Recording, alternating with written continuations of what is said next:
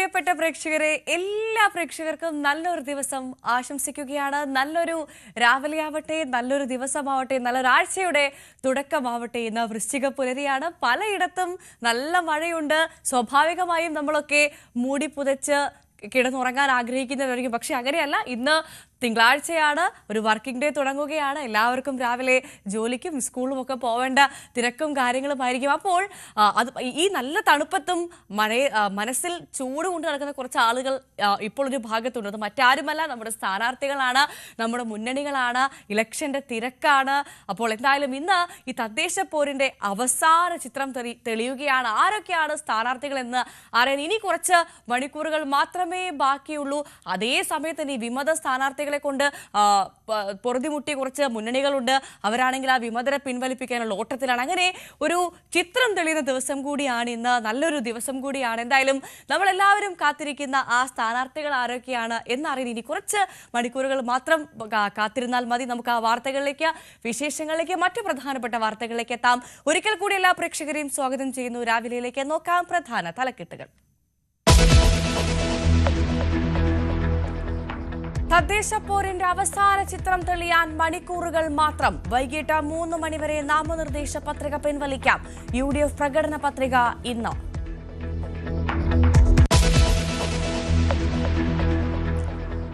സംസ്ഥാനത്ത് ഇന്നും പരക്ക മഴയ്ക്ക് സാധ്യത. തിരുവനന്തപുരം മുതൽ എറണാകുളം വരെ യെല്ലോ അലർട്ട്. തെക്കൻ തമിഴ്നാട്ടിൽ കനത്ത മഴ. തെങ്കാശി, തിരുനെൽവേലി ജില്ലകളിൽ വിദ്യാഭ്യാസ സ്ഥാപനങ്ങൾക്ക് അവധി. കേരള തീരത്ത് മത്സ്യബന്ധനത്തിന് വിലക്ക്.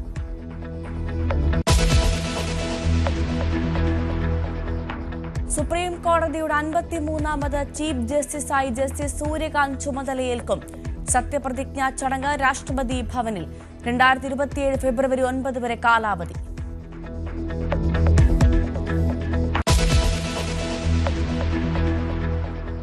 ശബരിമല സ്വർണ്ണക്കൊള്ളയിൽ പത്മകുമാറിന് വിശദമായി ചോദ്യം ചെയ്യാൻ SIT. അന്വേഷണ സംഘം ഇന്ന് കസ്റ്റഡി അപേക്ഷ നൽകും.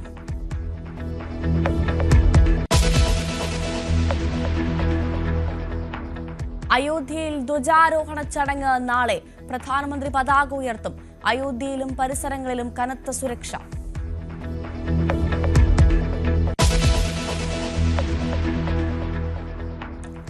ആലപ്പുഴ കൈനകരിയിൽ ഗർഭിണിയെ കൊന്ന് കായലിൽ തള്ളിയ കേസിൽ ശിക്ഷാവിധി ഇന്ന്.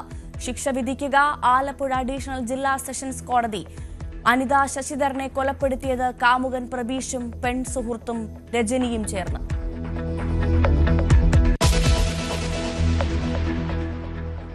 വ്യോമാക്രമണത്തിൽ ഹിസ്ബുള്ള നേതാവിനെ വധിച്ച് ഇസ്രായേൽ. കൊല്ലപ്പെട്ടത് chief of staff Haytham Ali Tabatabai. ആക്രമണം വെടിനിർത്തൽ കരാർ ലംഘിച്ചു.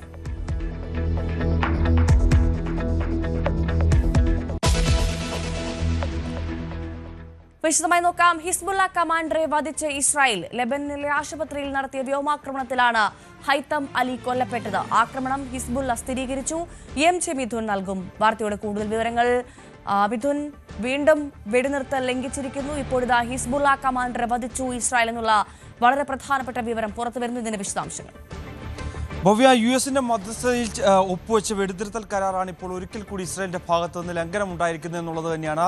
അത് ഹിസ്ബുള്ള കമാൻഡറെ ലക്ഷ്യമിട്ടുകൊണ്ട്, ഒരു കെട്ടിടം ലക്ഷ്യമിട്ടുകൊണ്ട് തന്നെയായിരുന്നു ഇന്നലെ ഇത്തരത്തിൽ ഈ ലെബനൻ കേന്ദ്രങ്ങൾ കേന്ദ്രീകരിച്ച് ഇസ്രായേലിന്റെ ഭാഗത്തു നിന്ന് വ്യോമാക്രമണം ഉണ്ടാവുകയും ചെയ്തു. അതിൽ 28ഓളം പേർക്ക് പരിക്കേൽക്കുകയും 5 പേർ കൊല്ലപ്പെടുന്ന തരത്തിലേക്ക് കാര്യങ്ങൾ പോവുകയും ചെയ്തു എന്നാണ് നമുക്ക് മനസ്സിലാക്കാൻ സാധിക്കുന്നത്. അത്തരത്തിലുള്ള വിവരങ്ങൾ ഈ ലെബനന്റെ ആരോഗ്യ മന്ത്രാലയം പുറപ്പെടുവിച്ചിട്ടുള്ള റിപ്പോർട്ടുകൾ പ്രകാരം ഒരാൾ കൊല്ലപ്പെടുകയും 21 പേർക്ക് പരിക്കേൽക്കുകയും ചെയ്തതെന്നാണ് ആദ്യം റിപ്പോർട്ട് ചെയ്തിരുന്നത്. പിന്നീട് അത് അപ്ഡേറ്റ് ചെയ്ത പ്രസ്താവനയിലാണ് പിന്നീട് ബെയ്റൂട്ടിലെ അപ്പാർട്ട്മെന്റിൽ കെട്ടിടത്തിൽ നടന്ന ആക്രമണത്തിൽ 5 പേർ കൊല്ലപ്പെടുകയും 28 പേർക്ക് പരിക്കേൽക്കുകയും ചെയ്തതായി അവർ പിന്നീട് അത് തിരുത്തി പ്രസ്താവന ഇറക്കുകയും ചെയ്തു. എന്തായാലും ഹിസ്ബുള്ളയുടെ ശക്തി കേന്ദ്രമായിട്ടുള്ള ഹാരിസ് ഹൈക്കിലെ 9ാം നില കെട്ടിടത്തിന്റെ 3ാം നിലയിലും 4ാം നിലയിലുമാണ് ഇപ്പോൾ ആക്രമണം കഴിഞ്ഞ ദിവസം ഉണ്ടായത്. സമീപത്തെ വാഹനങ്ങൾക്ക്, നിരവധി കെട്ടിടങ്ങൾക്ക് ഒക്കെ കേടുപാട് സംഭവിക്കുകയും ചെയ്തിട്ടുണ്ട്.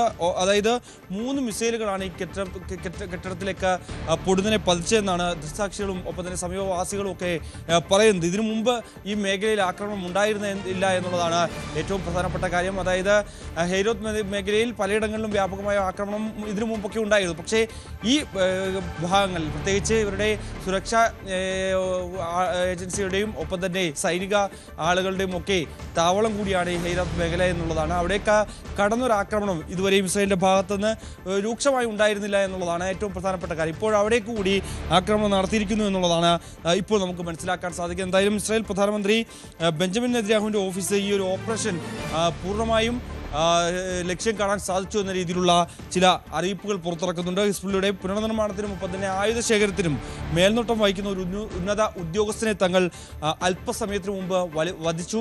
ബെയ്റൂട്ടിൻ്റെ ഹൃദയഭാഗത്ത് വെച്ചായിരുന്നു ഇത്തരത്തിലുള്ളൊരു ആക്രമണം ഇസ്രായേൽ സേനയുടെ ഭാഗത്തു നിന്ന് ഉണ്ടായത്. ഭീകര സംഘടനയുടെ പുനർനിർമ്മാണത്തിനും ഒപ്പം തന്നെ ആയുധ ശേഖരണത്തിനും നേതൃത്വം നൽകിയിട്ടുള്ള ഹിസ്ബുള്ളയുടെ ചീഫ് ഓഫ് സ്റ്റാഫിൻ്റെ ആണ് ഇത്തരത്തിൽ ആക്രമണത്തിൽ കൊല്ലപ്പെട്ടിരിക്കുന്നത് എന്നുള്ള രീതിയിലുള്ള പ്രസ്താവനകളാണ് അവരുടെ ഭാഗത്ത് നിന്ന് വരികയും ചെയ്യുന്നത്. എന്തായാലും നമുക്കറിയാം ഇതിനു മുമ്പ് ഈ ലെബനനെ കേന്ദ്രീകരിച്ച് പലതവണ ഇസ്രായേലിൻ്റെ ഭാഗത്ത് നിന്ന് ആക്രമണങ്ങൾ പതിവായിരുന്നു. അതിനുശേഷം ഹിസ്ബുള്ളയുടെ ഭാഗത്ത് അല്ലെങ്കിൽ അവർ കൂടുതൽ ശക്തി ക്ഷയിക്കുകയും ഒപ്പം തന്നെ കൂടുതൽ ആളുകൾ ഈ ഹിസ്ബുള്ളയുടെ ഭാഗത്തേക്ക് റിക്രൂട്ട് ചെയ്യാതെ പോകുന്നൊരു സ്ഥിതിവിശേഷം ഉണ്ടായിരുന്നു. അവർക്ക് ആയുധങ്ങൾ ലഭ്യമല്ലാതാകുന്ന ഒരു സ്ഥിതിവിശേഷം. അങ്ങനെ പൂർണ്ണമായും തളർന്ന രീതിയിലായിരുന്നു ഈ സംഘടനയുടെ ഒരു കഴിഞ്ഞ കുറച്ച് കാലങ്ങളായുള്ള പോക്ക്. പക്ഷേ സമീപകാലത്ത് വീണ്ടും ഹിസ്ബുള്ള തലമുക്കുന്നു, അല്ലെങ്കിൽ കൂടുതൽ ആയുധ ശേഖരണങ്ങൾ നടത്തുന്നു, കൂടുതൽ ആളുകളെ ഒപ്പം കൂട്ടുന്നു, റിക്രൂട്ട് ചെയ്ത് ഇവരെ ഭാഗമാക്കുന്നു എന്നടക്കമുള്ള ചില റിപ്പോർട്ടുകൾ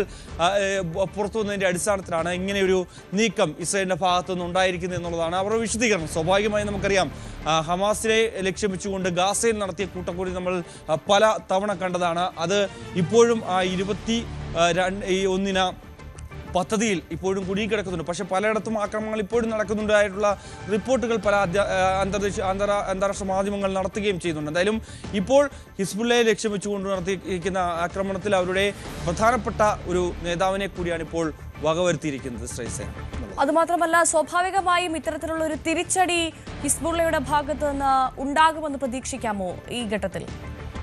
അങ്ങനെ ഒരു സാധ്യത വളരെ കുറവാണ് ഭവ്യ. പ്രത്യേകിച്ച് ഈ ഹിസ്ബുള്ളയെ സംബന്ധിച്ച് നമുക്കറിയാം, നേരത്തെ ഹമാസിനെതിരെയൊക്കെ ചില ആക്രമണം നടത്തുമ്പോൾ അവർ ഒരു ചെറിയ രീതിയിലെങ്കിലും ഒരു തിരിച്ചടി നൽകും നമ്മൾ കണ്ടിട്ടുള്ളതായിരുന്നു. പക്ഷേ ഹിസ്ബുള്ളയെ സംബന്ധിച്ച് അത്രത്തോളം പിടിച്ചു നിൽക്കാൻ കഴിയില്ല എന്നുള്ളതാണ്. പഴയ ഹിസ്ബുള്ള ആയിരുന്നുവെങ്കിൽ, അല്ലെങ്കിൽ ആ ഒരു സംഘടന ആയിരുന്നുവെങ്കിൽ ഒരു പക്ഷേ ഇപ്പോൾ തങ്ങൾക്ക് ലഭിച്ച ഈ ഒരു കാര്യത്തിന് തക്കതായിട്ടുള്ള മറുപടി അവരുടെ ഭാഗത്തുനിന്ന് ഉടൻ തന്നെ, അല്ലെങ്കിൽ വരും മണിക്കൂറുകൾ തന്നെ പ്രതീക്ഷിക്കാവുന്നതായിരുന്നു, ഉണ്ടാകുമെന്നൊക്കെ നമ്മൾ കരുതിയിരിക്കുകയും ചെയ്യണമായിരുന്നു. പക്ഷേ ഇപ്പോഴത്തെ അവരുടെ അവസ്ഥ അങ്ങനെയല്ല എന്നുള്ളതാണ്. കൂടുതൽ ആളുകളില്ല. ഇതൊക്കെ തന്നെ നേരത്തെ നിലംപരിശാക്കിയതാണ്. വ്യോമാക്രമണങ്ങൾ ആവർത്തിക്കപ്പെട്ട ഒരു മേഖലകൾ കൂടിയാണ് ഈ ഹെയ്റോത്ത് മേഖലകൾ എന്നൊക്കെ പറയുന്നത് എന്നുള്ളതാണ്. ലെബനന്റെ തലസ്ഥാനമടക്കമുള്ള പ്രദേശങ്ങൾ, അവരുടെ തുറമുഖ കേന്ദ്രങ്ങളിലുമൊക്കെ സമാനമായ രീതിയിൽ പല ഘട്ടങ്ങളിലായി ആക്രമണം നടത്തുകയും ഇതിൻ്റെ പ്രധാനപ്പെട്ട നേതാക്കളെ പിടികൂടുകയും ഒപ്പം തന്നെ കൊലപ്പെടുത്തുകയും ചെയ്ത ഒരു പശ്ചാത്തലമുണ്ട്. ഇപ്പോൾ നിലവിലെ സാഹചര്യത്തിൽ അങ്ങനെ ഒരു ശേഷി ഹിസ്ബുള്ളയെ സംബന്ധിച്ച് ഇല്ല എന്നുള്ളതാണ്. പൊടുന്നനെ ഒരു തിരിച്ചടി നൽകുക എന്നുള്ള കാര്യങ്ങളൊന്നും തന്നെ അവരെ സംബന്ധിച്ച് സാധ്യമാകാത്ത ഒരു കാര്യം തന്നെയാണ്. എന്തായാലും ഏതെങ്കിലും തരത്തിൽ ചില ആക്രമണങ്ങൾ നടത്താൻ, അല്ലെങ്കിൽ ഇസ്രായേൽ സേനയുടെ ഭാഗത്തേക്ക് അല്ലെങ്കിൽ അവരുടെ കേന്ദ്രങ്ങൾ ലക്ഷ്യം വെച്ചുകൊണ്ട് ചില ആക്രമണങ്ങൾ നടത്താൻ ഇവരെ കൊണ്ട് സാധിക്കുമെന്നുള്ളതാണ്. അത് ഏതെങ്കിലും തരത്തിൽ ഇനി വരും മണിക്കൂറുകളിലോ അല്ലെങ്കിൽ വരും ദിവസങ്ങളിലോ ഒക്കെ ഉണ്ടാകുമോ എന്നുള്ളതാണ് നമുക്ക് നോക്കിക്കാണേണ്ടിയിരിക്കുന്നത്. എന്തായാലും കരുതി തന്നെയാണ് ഇസ്രായേൽ ഓരോ കാര്യങ്ങളും ചെയ്യുന്നത്. അതായത് അവർ മറ്റൊരു രാജ്യത്തിലേക്ക് അല്ലെങ്കിൽ അവിടുത്തെ ഏതെങ്കിലും ഒരു സംഘടനയെ ലക്ഷ്യം വെച്ചുകൊണ്ട് ഇങ്ങനെ ഒരു ആക്രമണം നടത്തുകയാണെങ്കിൽ സ്വാഭാവികമായും അവർ അതിനുള്ള പ്രതിരോധം അവരുടെ രാജ്യത്ത് സൃഷ്ടിക്കും. എയർ ഡിഫൻസ് സംവിധാനങ്ങളെല്ലാം തന്നെ പൂർണ്ണമായും സജ്ജമാക്കിക്കൊണ്ട് പൂർണ്ണമായും ആ മേഖലകളിൽ, പ്രത്യേകിച്ച് ഈ ജോർദാൻ, ലെബനൻ, ഒപ്പം തന്നെ മറ്റ് രാജ്യങ്ങൾ കേന്ദ്രീകരിച്ച്, ഈജിപ്റ്റ് അടക്കമുള്ള രാജ്യങ്ങൾ കേന്ദ്രീകരിച്ച് അവരുടെ ഈ അതിർത്തി മേഖലകളിൽ പ്രത്യേകിച്ച് കൂടുതൽ സുരക്ഷ വർദ്ധിപ്പിക്കുകയും ചെയ്യും. ആ രീതിയിൽ തന്നെയായിരിക്കാം സ്വാഭാവികമായും ഈ ഒരു ആക്രമണത്തിന് ശേഷവും ഇസ്രായേലിൻ്റെ ഭാഗത്തുനിന്ന് നടപടികൾ ഉണ്ടാകുക എന്നുള്ളതാണ്. എന്തായാലും ഇപ്പോൾ ഒരിക്കൽ കൂടി വെടിനിർത്തൽ ലംഘിച്ചുകൊണ്ട് ലെബനനിലേക്ക് അവരുടെ പ്രധാനപ്പെട്ട ഒരു നേതാവിനെ ലക്ഷ്യം വെച്ചുകൊണ്ട് നടത്തിയ ആക്രമണം ഇപ്പോൾ ലക്ഷ്യം കണ്ടിരിക്കുന്നു എന്നുള്ള പ്രസ്താവനയാണ് ഇസ്രായേലിൻ്റെ ഭാഗത്തു നിന്നുണ്ടായിരിക്കുന്നത്. MJ മിഥുനാണ് വിവരങ്ങൾ നൽകിയത്. സംസ്ഥാനത്ത് ഇന്നും പരക്കെ മഴയ്ക്ക് സാധ്യത. തിരുവനന്തപുരം മുതൽ എറണാകുളം വരെയുള്ള 7 ജില്ലകളിൽ യെല്ലോ അലർട്ടാണ്. വടക്കൻ ജില്ലകളിൽ മഴ മുന്നറിയിപ്പില്ലെങ്കിലും ഒറ്റപ്പെട്ട മഴയ്ക്ക് സാധ്യതയുണ്ട്. തിരുവനന്തപുരം, കൊല്ലം ജില്ലകളിൽ നാളെയും മഴ മുന്നറിയിപ്പ്. തെക്കൻ തമിഴ്നാട്ടിലും കനത്ത മഴ തുടരുകയാണ്. തിരുനെൽവേലി, തെങ്കാശി ജില്ലകളിൽ വിദ്യാഭ്യാസ സ്ഥാപനങ്ങൾക്ക് അവധി. തിരുനെൽവേലിയിൽ 89.73 മില്ലിമീറ്റർ മഴയും തൂത്തുക്കുടിയിൽ 57.04 മില്ലിമീറ്റർ മഴയും രേഖപ്പെടുത്തി. കന്യാകുമാരി, തൂത്തുക്കുടി ജില്ലകളിലും ശക്തമായ മഴയുണ്ട്. ശബരിമല സ്വർണ്ണപ്പാളി മോഷണക്കേസിൽ റിമാൻഡിൽ കഴിയുന്ന മുൻ ദേവസ്വം ബോർഡ് പ്രസിഡന്റ് പത്മകുമാറിന് വേണ്ടി SIT ഇന്ന് കസ്റ്റഡി അപേക്ഷ നൽകും. കൊല്ലം വിജിലൻസ് കോടതിയിലാകും കസ്റ്റഡി അപേക്ഷ. പത്മകുമാറിനെ കസ്റ്റഡിയിൽ വാങ്ങി ചോദ്യം ചെയ്യുന്നതിലൂടെ ഉണ്ണികൃഷ്ണൻ പോറ്റിയുമായുള്ള സാമ്പത്തിക ഇടപാടുകളെക്കുറിച്ച് വ്യക്തത വരുമെന്ന നിഗമനത്തിലാണ് അന്വേഷണ സംഘം. പത്മകുമാറിന്റെയും കുടുംബത്തിന്റെയും ഭൂമി ഇടപാടുകൾ കേന്ദ്രീകരിച്ചും അന്വേഷണം പുരോഗമിക്കുകയാണ്. അതേസമയം റിമാൻഡിൽ തുടരുന്ന മുൻ ദേവസ്വം കമ്മീഷണർ N. വാസുവിന്റെ ജാമ്യാപേക്ഷയും കൊല്ലം വിജിലൻസ് കോടതി ഇന്ന് പരിഗണിക്കും. കൈനകരയിൽ 32-കാരിയായ ഗർഭിണിയെ കൊന്ന കായലിൽ തള്ളിയ കേസിലെ പ്രതികളുടെ ശിക്ഷ ഇന്ന് വിധിക്കും. പ്രതികൾ കുറ്റക്കാരാണെന്ന് ആലപ്പുഴ അഡീഷണൽ ജില്ലാ സെഷൻസ് കോടതി കണ്ടെത്തിയിരുന്നു. 2021 ജൂലൈ 9-നാണ് സംഭവം നടന്നത്. പുന്നപ്ര തെക്കേമഠം വീട്ടിൽ അനിത ശശിധരനെയാണ് കാമുകനും വനിതാ സുഹൃത്തും ചേർന്ന് കൊലപ്പെടുത്തിയത്. മലപ്പുറം നിലമ്പൂർ മുതുകാട് സ്വദേശിനി പ്രബീഷും കൈനകരി സ്വദേശി രജനിയുമാണ് കേസിലെ പ്രതികൾ. സുപ്രീം കോടതി ചീഫ് ജസ്റ്റിസായി ജസ്റ്റിസ് സൂര്യകാന്ത് ഇന്ന് ചുമതലയേൽക്കും. രാജ്യത്തെ 53ാമത് ചീഫ് ജസ്റ്റിസാണ് സൂര്യകാന്ത്. 2027 ഫെബ്രുവരി 9 വരെയാണ് കാലാവധി. കശ്മീരിന് പ്രത്യേക പദവി നീക്കിയത് ബീഹാർ വോട്ടർ പട്ടിക പരിഷ്കരണം, പെഗാസസ്, സ്പൈവെയർ അടക്കം നിരവധി കേസുകളിൽ നിർണായക ഉത്തരവുകൾ പുറപ്പെടുവിച്ചിട്ടുണ്ട് ജസ്റ്റിസ് സൂര്യകാന്ത്. ഷെയ്ഖ് ഹസീനയെ ഇന്ത്യ കൈമാറണമെന്നാവശ്യപ്പെട്ട് ഇന്ത്യയ്ക്ക് ഔദ്യോഗികമായി കത്ത് നൽകി ബംഗ്ലാദേശ്. ഷെയ്ഖ് ഹസീനയ്ക്ക് പ്രത്യേക ട്രൈബ്യൂണൽ വധശിക്ഷ വിധിച്ചിരുന്നു. ഡൽഹിയിലെ ബംഗ്ലാദേശ് ഹൈക്കമ്മീഷൻ മുഖേന കത്ത് നൽകിയെന്നാണ് റിപ്പോർട്ടുകൾ. ശ്രീജ ശ്യാം നൽകും വിവരങ്ങൾ. Sreeja, good morning. എന്ത് നടപടിയായിരിക്കും ഇന്ത്യയുടെ ഭാഗത്തുനിന്ന് ഇനി പ്രതീക്ഷിക്കേണ്ടത്? Good morning Bhavya. സ്വാഭാവികമായി ഇതിനൊരു മറുപടി ഇന്ത്യയുടെ ഭാഗത്തു നിന്ന് ഉണ്ടാവേണ്ടതുണ്ട്. ഇന്ത്യയും ബംഗ്ലാദേശും തമ്മിൽ കുറ്റവാളികളെ കൈമാറുന്നതിനടക്കമുള്ള ഒരു ഉടമ്പടി ഒപ്പിട്ടിട്ടുണ്ട്. അതൊരു ഉഭയകക്ഷി ഉടമ്പടിയാണ്. ഇന്ത്യയും ബംഗ്ലാദേശും മാത്രമാണ് ആ ഉഭയകക്ഷി ഉടമ്പടിയിൽ ഉള്ളത്. സ്വാഭാവികമായി രണ്ട് രാജ്യങ്ങൾക്കിടയിൽ കുറ്റവാളികളെ കൈമാറുക, ഇന്ത്യയും ബംഗ്ലാദേശും സംബന്ധിച്ചാണെങ്കിൽ സഹകരണം, സൗഹൃദം, ഇതൊക്കെ സംബന്ധിച്ച് 1972 ഒപ്പിട്ട കരാറുണ്ട്. അതിനുശേഷം കുറ്റവാളികളെ കൈമാറുന്നതിലടക്കം പിന്നീട് അതിന് ഭേദഗതി വരുത്തിക്കൊണ്ടുള്ള ഉടമ്പടിയും നിലവിലുണ്ട്. പക്ഷേ ഈ സംഭവത്തിൽ ഷെയ്ഖ് ഹസീനയെ കൈമാറുന്ന കാര്യത്തിൽ ഇന്ത്യ ഒരു ബംഗ്ലാദേശിൻ്റെ താല്പര്യമനുസരിച്ചുള്ള ഒരു തീരുമാനമെടുക്കാൻ സാധ്യത വളരെ കുറവാണ്. പ്രത്യേകിച്ച് ഇന്ത്യയിൽ രാഷ്ട്രീയ അഭയം തേടിയിട്ടുള്ള ആളുകളാണ് ഷെയ്ഖ് ഹസീനയും ഒപ്പം മുൻ ആഭ്യന്തരമന്ത്രി അസദുസ്സമാൻ ഖാൻ കമലും. ഇവർക്ക് രണ്ടുപേർക്കും എതിരെയാണ് ബംഗ്ലാദേശിലെ അന്താരാഷ്ട്ര ട്രൈബ്യൂണൽ, കുറ്റകൃത്യ ട്രൈബ്യൂണൽ വധശിക്ഷയ്ക്ക് വിധിച്ചിട്ടുള്ളത്. ഈ വധശിക്ഷയുടെ കാര്യത്തിൽ ഇന്ത്യ വധശിക്ഷയുടെ കാര്യത്തിൽ ഒരു വ്യത്യസ്തമായ നിലപാടാണ് സ്വീകരിക്കുന്നത് എന്നതാണ് ശ്രദ്ധേയം. അതുകൊണ്ട് തന്നെ ഷെയ്ഖ് ഹസീനയെ കൈമാറണം എന്നാവശ്യപ്പെട്ട് ബംഗ്ലാദേശ് ഒരു കത്ത് നൽകിയാൽ പോലും അത് അംഗീകരിക്കാനോ ഷെയ്ഖ് ഹസീനയെയും കമലിനെയും കൈമാറാനോ സാധ്യത വളരെ കുറവാണ്. അതിന് ചില പ്രത്യേക കാരണങ്ങളുണ്ട്. ഇന്ത്യയും ബംഗ്ലാദേശും തമ്മിലുള്ള കരാർ പ്രകാരം ചില പ്രത്യേക സാഹചര്യങ്ങളിൽ ആ ആവശ്യം നിരാകരിക്കാൻ ഇരു രാജ്യങ്ങൾക്കും അവകാശമുണ്ട്. അതിലേറ്റവും പ്രധാനം ഈ ഉടമ്പടിയിലെ ആർട്ടിക്കിൾ 6(1), ആർട്ടിക്കിൾ 8(3) ഈ രണ്ട് വകുപ്പുകളാണ്. ആർട്ടിക്കിൾ 6(1) പ്രകാരം രാഷ്ട്രീയ ലക്ഷ്യത്തോടെയുള്ള കേസുകളാണ് എന്ന് കണക്കാക്കി ഈ കൈമാറ്റം നിരസിക്കാം. അതായത് രാഷ്ട്രീയ ലക്ഷ്യത്തോടെയാണ് ഒരാൾക്കെതിരെ ഒരു കുറ്റം ചുമത്തിയിരിക്കുന്നത്. അങ്ങനെയാണെങ്കിൽ ഈ രണ്ട് രാജ്യങ്ങൾക്കും അത് നിരാകരിക്കാനുള്ള അവകാശമുണ്ട്.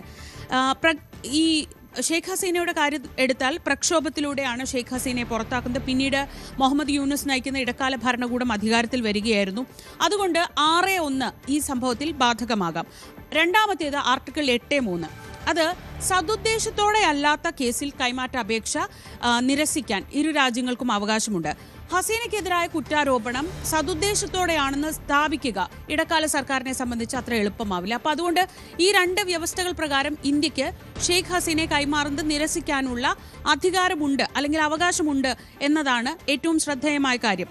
മനുഷ്യവംശത്തിനെതിരായ കുറ്റകൃത്യങ്ങൾ എന്നതാണ് ഷെയ്ഖ് ഹസീനയ്ക്കെതിരെ ഇന്റർനാഷണൽ ക്രൈംസ് ട്രിബ്യൂണൽ ആരോപിച്ച് ഉത്തരവ് ഈ വധശിക്ഷയ്ക്കുള്ള അറസ്റ്റ് വാറന്റ് പുറപ്പെടുവിച്ചിട്ടുള്ളത്. പക്ഷേ ഇത് മനുഷ്യവംശത്തിനെതിരായ കുറ്റകൃത്യങ്ങൾ എന്ന വകുപ്പിൽ പെടുത്താൻ ഇന്ത്യ ഇതുവരെ തയ്യാറായിട്ടില്ല.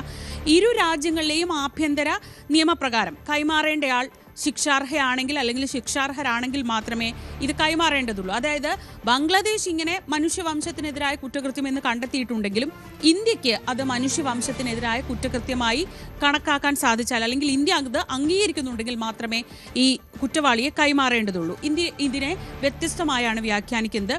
സതുദ്ദേശത്തോടെയുള്ള ഒരു കൈമാറ്റ അപേക്ഷയായി ഇന്ത്യ ഇതിനെ കാണുന്നുമില്ല. അതിനുള്ള പ്രത്യേക കാരണം ഇന്ത്യ ആഭ്യന്തര സംഭവങ്ങളുടെ പശ്ചാത്തലത്തിലല്ല ഇത്തരം സാഹചര്യങ്ങളിൽ തീരുമാനമെടുക്കാറുള്ളത്. അത് ഒരു അന്താരാഷ്ട്ര ട്രൈബ്യൂണൽ എങ്ങനെയാണ് ഇക്കാര്യത്തെ കാണുക? ആ രാജ്യത്ത് ആഭ്യന്തര സംഭവങ്ങളുടെ പശ്ചാത്തലത്തിലായിരിക്കില്ല. അപ്പോൾ അതുകൊണ്ട് സ്വാഭാവികമായും അന്താരാഷ്ട്ര ട്രൈബ്യൂണലിന്റെ ഒരു പശ്ചാത്തലത്തിൽ നിന്നുകൊണ്ട് നോക്കിയാൽ ഇന്ത്യ ഇതിനെ ഒരു മനുഷ്യവംശത്തിനെതിരായ കുറ്റകൃത്യമായി അംഗീകരിക്കാനുള്ള സാധ്യത വളരെ കുറവാണ്. സാധ്യതയില്ലെന്ന് തന്നെ പറയാം. 2024 ജൂലൈ ഓഗസ്റ്റ് മാസങ്ങളിൽ നടന്നിട്ടുള്ള അവാമി ലീഗ് നയിക്കുന്ന സർക്കാരിന്റെ നേതൃത്വത്തിൽ നടന്ന വിദ്യാർത്ഥി പ്രക്ഷോഭം അടിച്ചമർത്തൽ, അനധികൃത വധശിക്ഷ നടപ്പാക്കൽ, ഒപ്പം ഗൂഢാലോചന നടത്തി എന്നീ കുറ്റങ്ങൾ ആരോപിച്ചാണ് ഷെയ്ഖ് ഹസീനയ്ക്കെതിരെ ഈ അന്താരാഷ്ട്ര ട്രൈബ്യൂണൽ ഇങ്ങനെയൊരു വധശിക്ഷ, ഒപ്പം അവിടുത്തെ ആഭ്യന്തരമന്ത്രിയായിരുന്ന അസദുസമാൻ ഖാൻ കമൽ ഇവർക്കെതിരെ ഈ വധശിക്ഷ വിധിച്ചിട്ടുള്ളത്. ഇന്ത്യ ഇത് അംഗീകരിക്കാത്ത സാഹചര്യത്തിൽ ഇപ്പോൾ ബംഗ്ലാദേശ് നൽകിയിട്ടുള്ള ഈ അപേക്ഷ ഇന്ത്യ നിരസിക്കാനാണ് സാധ്യത. നമുക്ക് ലഭിക്കുന്ന വിവരങ്ങൾ അനുസരിച്ച് ബംഗ്ലാദേശ് കഴിഞ്ഞ വെള്ളിയാഴ്ചയാണ് ഇങ്ങനെയൊരു കൈമാറ്റ അപേക്ഷ ഇന്ത്യക്ക് സമർപ്പിച്ചിട്ടുള്ളത്. ബംഗ്ലാദേശിലെ വിദേശകാര്യ ഉപദേഷ്ടാവിനെ ഉദ്ധരിച്ചുകൊണ്ട് ബംഗ്ലാദേശിൽ നിന്നുള്ള സർക്കാർ മാധ്യമങ്ങളാണ് ഇക്കാര്യം റിപ്പോർട്ട് ചെയ്യുന്നത്. ഇന്ത്യ ഇക്കാര്യത്തിൽ ഇങ്ങനൊരു കാര്യം അറിയിച്ചിട്ടുണ്ട്, വധശിക്ഷ വിധിച്ചു എന്ന കാര്യം ഇന്ത്യയെ അറിയിച്ചിട്ടുണ്ട് എന്ന് മാത്രമാണ് ഇന്ത്യ ഇതുവരെ ഇക്കാര്യത്തിൽ പ്രതികരിച്ചിട്ടുള്ളത്. ഇനി വിദേശകാര്യ മന്ത്രാലയത്തിന്റെ ഭാഗത്തു നിന്ന് ഇക്കാര്യത്തിൽ ഒരു ഔദ്യോഗിക പ്രതികരണമാണ് വേണ്ടത്. ഭവ്യ. ശരി, ശ്രീജ ശ്യാമാണ് വിവരങ്ങൾ. ഇനി തദ്ദേശ തെരഞ്ഞെടുപ്പ് വാർത്തകളിലേക്കാണ്. ഇന്ന് സ്ഥാനാർത്ഥി ചിത്രം തെളി.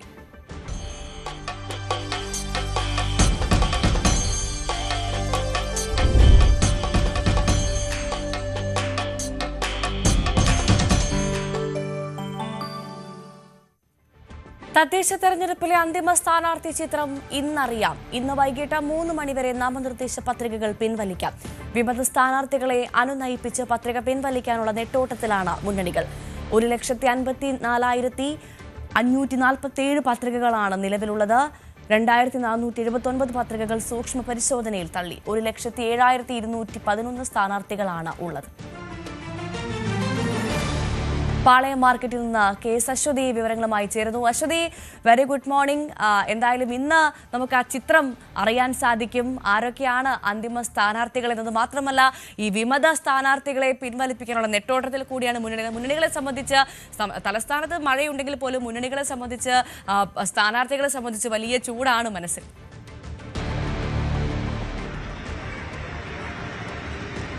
തീർച്ചയായിട്ടും ഭവ്യ, വെരി ഗുഡ് മോർണിംഗ്. പാളയത്ത് നിന്നൊരു നല്ല നമസ്കാരം.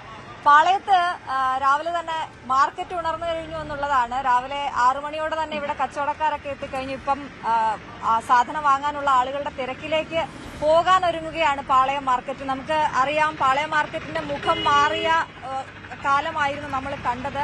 പഴയ പാളയം മാർക്കറ്റ് അല്ല ഇപ്പോൾ. ഇങ്ങോട്ടേക്ക് കുറച്ചുകൂടിയൊക്കെ മാറ്റിയിട്ടുണ്ട്.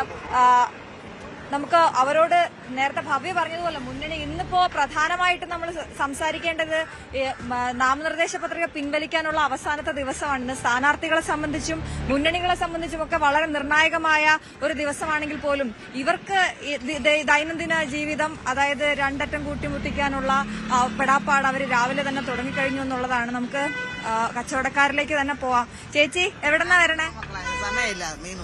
ഇതാണ് ആദ്യത്തെ പ്രതികരണം. സമയമില്ലെന്നാണ് പറയുന്നത്. തെരഞ്ഞെടുപ്പിനെ കുറിച്ച് ചോദിക്കാൻ വന്നതാണ്. ആ ഫോം ഒക്കെ ഫില്ല് ചെയ്ത് കൊടുത്തോ? ആ ഫോം ഫില്ല് ചെയ്ത് കൊടുത്തായിരുന്നോ? ഒരു ഫോം തന്നായിരുന്നോ? ഒരു ഫോം തന്നായിരുന്നോ? അപ്പൊ 90%, 100% ഒക്കെ ഫില്ല് ചെയ്ത് കൊടുത്തു എന്ന് പറയുമ്പോഴും ഒന്നിനും അറിഞ്ഞില്ലല്ലേ? പുതിയ ഇലക്ഷൻ കാർഡുണ്ടോ? ID കാർഡുണ്ടോ? അത് മാറ്റാൻ വേണ്ടി ഒരു ഫോം ഉണ്ട്, അത് അറിഞ്ഞായിരുന്നോ? അത് കൊണ്ട് വീട്ടിലുണ്ട്. ഫില്ല് ചെയ്ത് കൊടുത്താ? അത് ഇല്ല, ഫില്ല് ചെയ്ത് കൊടുക്കണം, ഇന്ന് പോയി കൊടുക്കണം. അപ്പൊ ഇന്ന് പോയി ഫില്ല് ചെയ്ത് കൊടുക്കുമെന്നാണ്. എന്തോ ഒരു ഫോം ഉണ്ട് അമ്മ. ഇലക്ഷൻ നമ്മുടെ പുതിയ തെരഞ്ഞെടുപ്പ് SIR എന്ന് പറഞ്ഞൊരു പ്രക്രിയ വരുന്നുണ്ട്. പഴയ കാർഡ് മാറ്റി പുതിയതാക്കണം. അപ്പൊ അമ്മ എന്തെങ്കിലും ഫോം ഒക്കെ ഫില്ല് ചെയ്തോ? നമ്മുടെ വീട്ടിൽ കൊടുത്ത ആ ഫോം തന്നെയാണ് മോനെ, അത് തന്നെ നമുക്ക് വീട്ടിൽ കൊടുത്തന്ന് നമ്മൾ പൂരിപ്പിച്ച് കൊടുക്കുകയും ചെയ്തു. അപ്പൊ എല്ലാം കഴിഞ്ഞിട്ട് ഇരിക്കുവാണ്. എവിടുന്നാ വരണേ അമ്മ? എവിടുന്നാ വരുന്നേ? ഞങ്ങള് കുന്നുവഴി MLA കോട്ടേഴ്സിന്റെ താഴെ വീട്. MLA കോട്ടേഴ്സിന്റെ താഴെ എന്നാണ് വരണേ. ഞാൻ പറയായിരുന്നു പാളയം മാർക്കറ്റ് പഴയ മാർക്കറ്റാണോ? മാറ്റം ഇല്ലേ? ഇല്ല, അതാണ് പഴയ മാർക്കറ്റ്, അവിടുന്ന് നമ്മളിങ്ങോട്ടാക്കി. അതാണ്, അതിനൊരു മാറ്റം വന്നിട്ടുണ്ടല്ലോ. നല്ല മാറ്റമാണോ മോശം മാറ്റം? കുഴപ്പമില്ലാത്ത മാറ്റമാണ്. എന്താണ് ഇനി എന്താണ് ആഗ്രഹിക്കുന്നത്? ഇവിടെ ഒരു മാറ്റം വരണമെന്ന്. നമുക്ക് പഴയ മാർക്കറ്റ് ശരിയാക്കി തന്ന അത്രയും നല്ലതാണ്. ഇത് റോഡല്ലേ, ഇത് നമുക്ക് എന്നും ശാശ്വതമല്ലെന്നാണ് പറയണത്. അപ്പൊ അവിടെ ശരിയാക്കി തന്നെങ്കിൽ നമുക്ക് അത്രയും നല്ലതാണ്.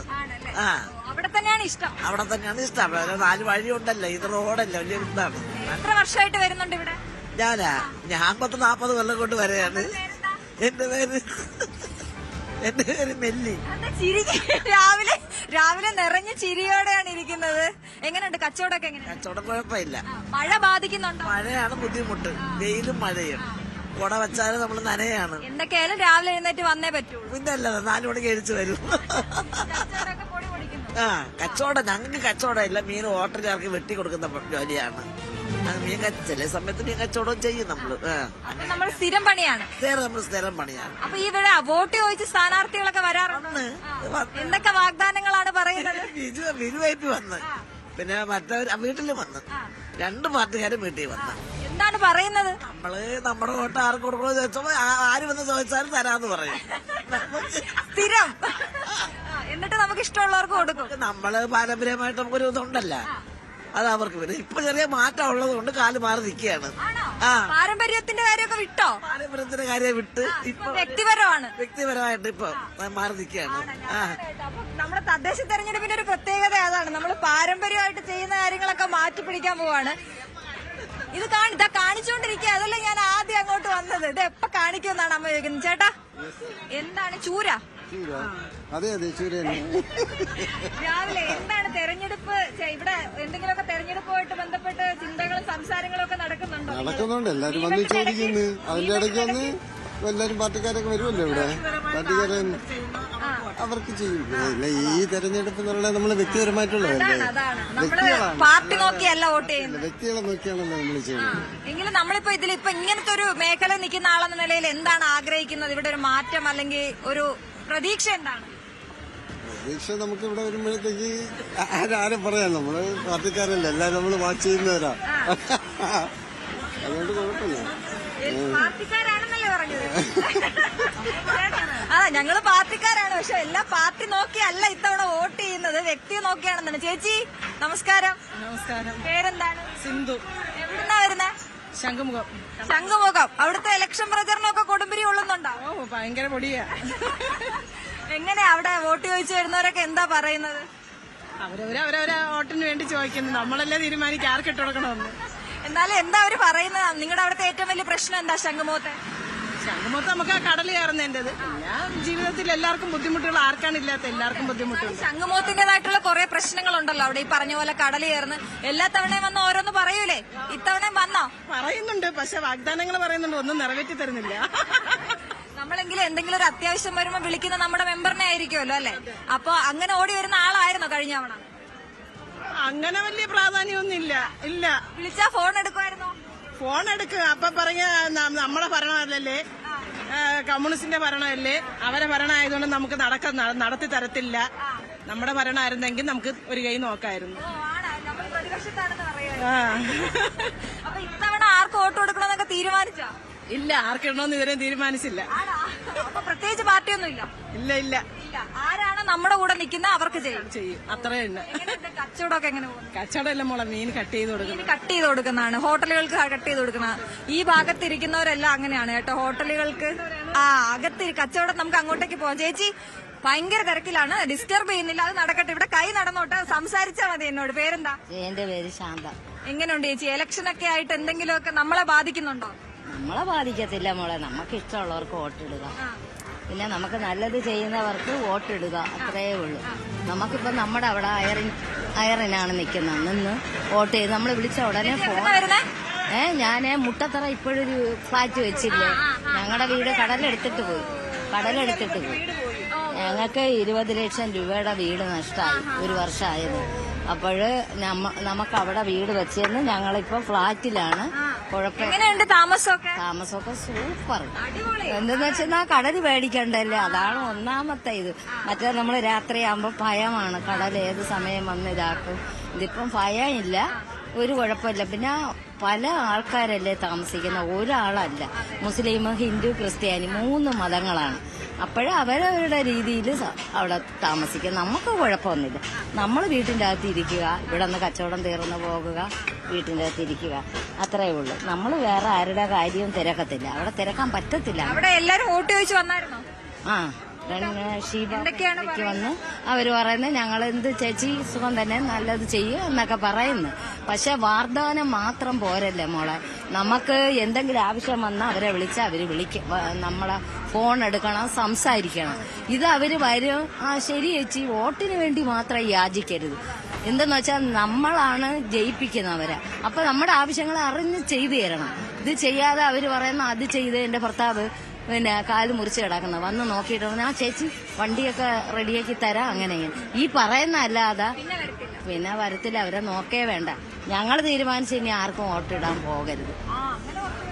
വോട്ടിടണ്ടെന്ന് തീരുമാനിച്ചിരിക്കുന്നവരും കുറച്ചുപേരുണ്ട്. അപ്പൊ സ്ഥാനാർത്ഥികളൊക്കെ സംസാരിക്കാൻ വയ്യ, ഞാൻ വരുന്നില്ല, ജോലി നടക്കട്ടെ കേട്ടാ, ജോലി നടക്കട്ടെ, എന്റെ അടുത്ത് കൈ കാണിച്ച് അങ്ങോട്ട് വരണ്ട, നമുക്ക് കുറച്ച് അങ്ങോട്ട് പോകാം, കച്ചവടക്കാർ അവിടെയാണുള്ളത്, ഇവിടെ ഇപ്പൊ മീൻ വെട്ടുന്നവരാണ്. അകത്തോ എന്നോട് അകത്ത് പൊക്കോളാനാണ് പറയുന്നത്. പ്രതികരിക്കാൻ പോലും താല്പര്യമില്ലാത്ത ഒരുപാട് പേരുണ്ട് കേട്ടോ. ഇവിടെ വണ്ടികൾ വന്നുകൊണ്ടിരിക്കുന്ന സമയമാണ്. അപ്പൊ എന്തായാലും നമുക്കൊന്ന് അകത്തോട്ട് പോവാം. ഇവിടെ എല്ലാം മീൻ കട്ട് ചെയ്യുന്നവരാണ് ഈ ഭാഗത്തിരിക്കുന്നത്. നല്ല ചെളിയും മഴയൊക്കെ ആയിട്ട് ചളകൊള്ളമായിരിക്കുകയാണ്. ഇത് ഇവിടെ നമുക്ക് ആദ്യത്തെ ചേച്ചി പേരെന്താ? പേര് മേരി. എവിടുന്ന വരണേ? പൂന്തറയെന്ന്. എങ്ങനെയുണ്ട് പൂന്തറയിൽ തെരഞ്ഞെടുപ്പ് പ്രചരണമൊക്കെ ഗംഭീരമാണ്? അതൊന്നും ചോദിക്കല്ലേ. അവിടെ വന്ന് അവര് വോട്ട് ചോദിക്കുന്നുണ്ടോ? ഇല്ല, വോട്ടൊക്കെ ചോദിച്ച അപേക്ഷയൊക്കെ കൊടുത്ത്. അപേക്ഷ കൊടുത്താ? ഫോം ഫില്ല് ചെയ്ത് കൊടുത്തു. അപ്പൊ അവിടുത്തെ കാര്യങ്ങളെല്ലാം ശുഭമാണ്? ഇത് സുഖമായിട്ട് നമ്മൾ ഇതിലൊന്നും പോകത്തില്ല, കച്ചവടം. ഞങ്ങൾക്ക് ഇതൊന്നും ഇല്ല, കച്ചവടം. അത് പോട്ട് പാളയം മാർക്കറ്റ് ചേച്ചി ഭയങ്കര ബിസിയാണ് കേട്ടോ. നമുക്ക് അകത്തോട്ട് പോവാം. അപ്പൊ ഇതാണ് മാർക്കറ്റ് തുടങ്ങുന്ന സ്ഥലമാണ്. ഹലോ ബ്രോ, ഇല്ല ഒന്ന് സംസാരിക്കേ. ഹലോ പറ. ഹലോ. ആ പേര് പറ. എന്താ ഞാൻ ഇല്ലെന്ന് പറഞ്ഞ എന്തുവാ? ഞാൻ ഒന്നും ചോദിച്ചില്ലല്ലോ. ആദ്യം തന്നെ എന്നെ കണ്ടപ്പോ ഇല്ലെന്നാണ് പറയുന്നത്. പേരെന്താ? എവിടുന്നാ വരുന്നത്? കുമാരപുരം. നേരത്തെ തൊട്ട് മാർക്കറ്റിൽ വരാറുണ്ടോ? ഇല്ല, പഠിക്കാൻ പോണോണ്ട് കുറച്ച് ഗ്യാപ്പുണ്ട്. വോട്ടുണ്ടോ? 18 വയസ്സ് കഴിഞ്ഞോ? കഴിഞ്ഞു. ഇത്തവണ വോട്ട് ചെയ്യുന്നുണ്ട്? ആർക്കാണെന്നൊക്കെ തീരുമാനിച്ചോ? ഇല്ല, അങ്ങനെ നമ്മൾ തെരഞ്ഞെടുപ്പിനെ കുറിച്ചൊന്നും ചർച്ച ചെയ്യാറില്ല, സംസാരിക്കാറില്ല. നിങ്ങളുടെ പിള്ളേരുടെ ഇടയ്ക്കൊക്കെ സംസാരിക്കാറുണ്ടോ ആർക്ക് വോട്ട് ചെയ്യണോന്നൊക്കെ? അങ്ങനെ സംസാരിക്കാറില്ല. അവിടെ ചെല്ലുമ്പോ ആർക്കാണോ അങ്ങനെ കൊടുക്കും? ആണോ? തീരുമാനിച്ചു കഴിഞ്ഞോ? തീരുമാനിച്ചില്ല. അവിടെ ചെല്ലുമ്പോ ഒരുപാട് യങ് ആയിട്ടുള്ള സ്ഥാനാർത്ഥികൾ നിൽക്കുന്നുണ്ടല്ലോ അല്ലേ? കണ്ടായിരുന്നോ? അപ്പൊ സന്തോഷം തോന്നിയോ? പഴയ ആൾക്കാരൊക്കെ മാറി പുതിയ ആൾക്കാർ വരുന്നതിൽ എനിക്ക് ഇൻട്രസ്റ്റ് ഇല്ല. വോട്ടിടാൻ എനിക്ക് ഇൻട്രസ്റ്റ് ഇല്ല. എനിക്ക് അതാണ് വേണ്ടതും കേട്ടോ. വോട്ടിടാൻ ഇൻട്രസ്റ്റ് ഇല്ലെന്നാണ് പറഞ്ഞോണ്ട്. അതെന്താ കാര്യം? എന്താ? അല്ല, ഞാൻ ഇവിടെ അബ്രോഡിൽ പഠിക്കണം, അപ്പൊ ഇവിടത്തെ കാര്യമായിട്ട് ഒരു ഇൻട്രസ്റ്റ് ഒന്നും. ഇത് ഈ ഒരാളുടെ കാഴ്ചപ്പാടായിട്ട് കാണില്ല കേട്ടോ. ഒരുപാട് പേര് ഇങ്ങനെ സംസാരിക്കുന്ന കേട്ടുണ്ട്. അബ്രോഡ് പോകാനാണ് താല്പര്യം. ആണോ? അപ്പൊ എന്തായി? ഇനി ഇവിടെ നിൽക്കുന്നേയില്ല, കേരളം വേണ്ട. അതെന്താ കാര്യം?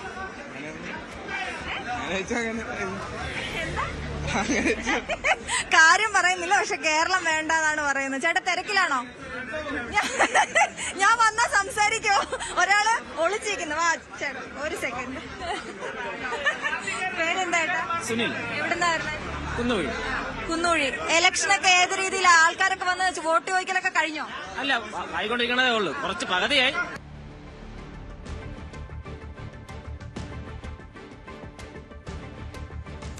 എന്തായാലും തദ്ദേശ തെരഞ്ഞെടുപ്പ് പോരിന്റെ വിശേഷങ്ങളാണ് പാളയത്ത് നിന്നും അശ്വതി നൽകിക്കൊണ്ടിരിക്കുന്നത്. വലിയ തിരക്ക് തന്നെയാണ് പാളയം മാർക്കറ്റിൽ ഉള്ളതെന്നാണ് മനസ്സിലാക്കുന്നത്. ആളുകളൊക്കെ അവിടെ വലിയ തിരക്കാണ്. അവരെ സംബന്ധിച്ച് സ്ഥാനാർത്ഥികൾ എന്തായാലും വലിയ കുഴപ്പമൊന്നുമില്ല എന്നുള്ളൊരു പോലെയാണ്. ഞങ്ങളുടെ ഒരു അശ്വതി പറഞ്ഞതുപോലെ തന്നെ അവർക്ക് സ്വയം പണിയെടുത്താൽ മാത്രമേ അന്നത്തെ ഭക്ഷണത്തിനുള്ള വക കാണാൻ സാധിക്കൂ. അതുകൊണ്ടുള്ള അതിനുള്ള തിരക്കാണ് അവിടെ നമുക്ക് കാണാൻ സാധിക്കുന്നത്. അശ്വതിയാണ് പാളയം മാർക്കറ്റിൽ നിന്ന് വിവരങ്ങൾ നൽകി. എന്തായാലും ഇന്ന് അന്തിമ ചിത്രം തെളിവെന്ന് തന്നെയാണ് ഏറ്റവും പ്രധാനപ്പെട്ട കാര്യം. ഇന്ന് വൈകിട്ട് 3 മണിവരെ നാമനിർദ്ദേശ പത്രികകൾ പിൻവലിക്കാൻ സാധിക്കും. വിമത സ്ഥാനാർത്ഥികളെ അനുനയിപ്പിച്ച് പത്രിക പിൻവലിക്കാനുള്ള നെട്ടോട്ടത്തിലാണ് മുന്നണികളെല്ലാവരും ഉള്ളത്. ഭരണം മാറണമെന്ന പൊതുവികാരം തിരുവനന്തപുരത്തെ വോട്ടർമാർക്കിടയിലുണ്ടെന്ന് പാളയം വാർഡിലെ NDA സ്ഥാനാർത്ഥിയും മുൻ സ്പോർട്സ് കൌൺസിൽ അധ്യക്ഷയുമായ പത്മിനി തോമസ് പറയുന്നുണ്ട്. രാജ്യം യുദ്ധഭീതിയിലായിട്ടും ജനങ്ങൾ സുരക്ഷിതമായി ഉറങ്ങിയത് മോദി ഭരിക്കുന്നത് കൊണ്ടാണ്. അതിന്റെ ഗുണം തെരഞ്ഞെടുപ്പിൽ ഉണ്ടാകുമെന്നാണ് പ്രതീക്ഷയെന്നും പത്മിനി തോമസ് പ്രതികരിച്ചു. കായിക താരമായി കേരളത്തിന് ഏറെ പരിചയമുണ്ടായിരുന്ന ഒരു മുഖം മുൻ സ്പോർട്സ് കൌൺസിലിന്റെ അധ്യക്ഷ പത്മിനി തോമസ് പാളയം വാർഡിൽ BJPക്ക് വേണ്ടി വോട്ട് തേടുകയാണ്. പത്മിനി തോമസ് എന്നോടൊപ്പം ചേരുന്നു.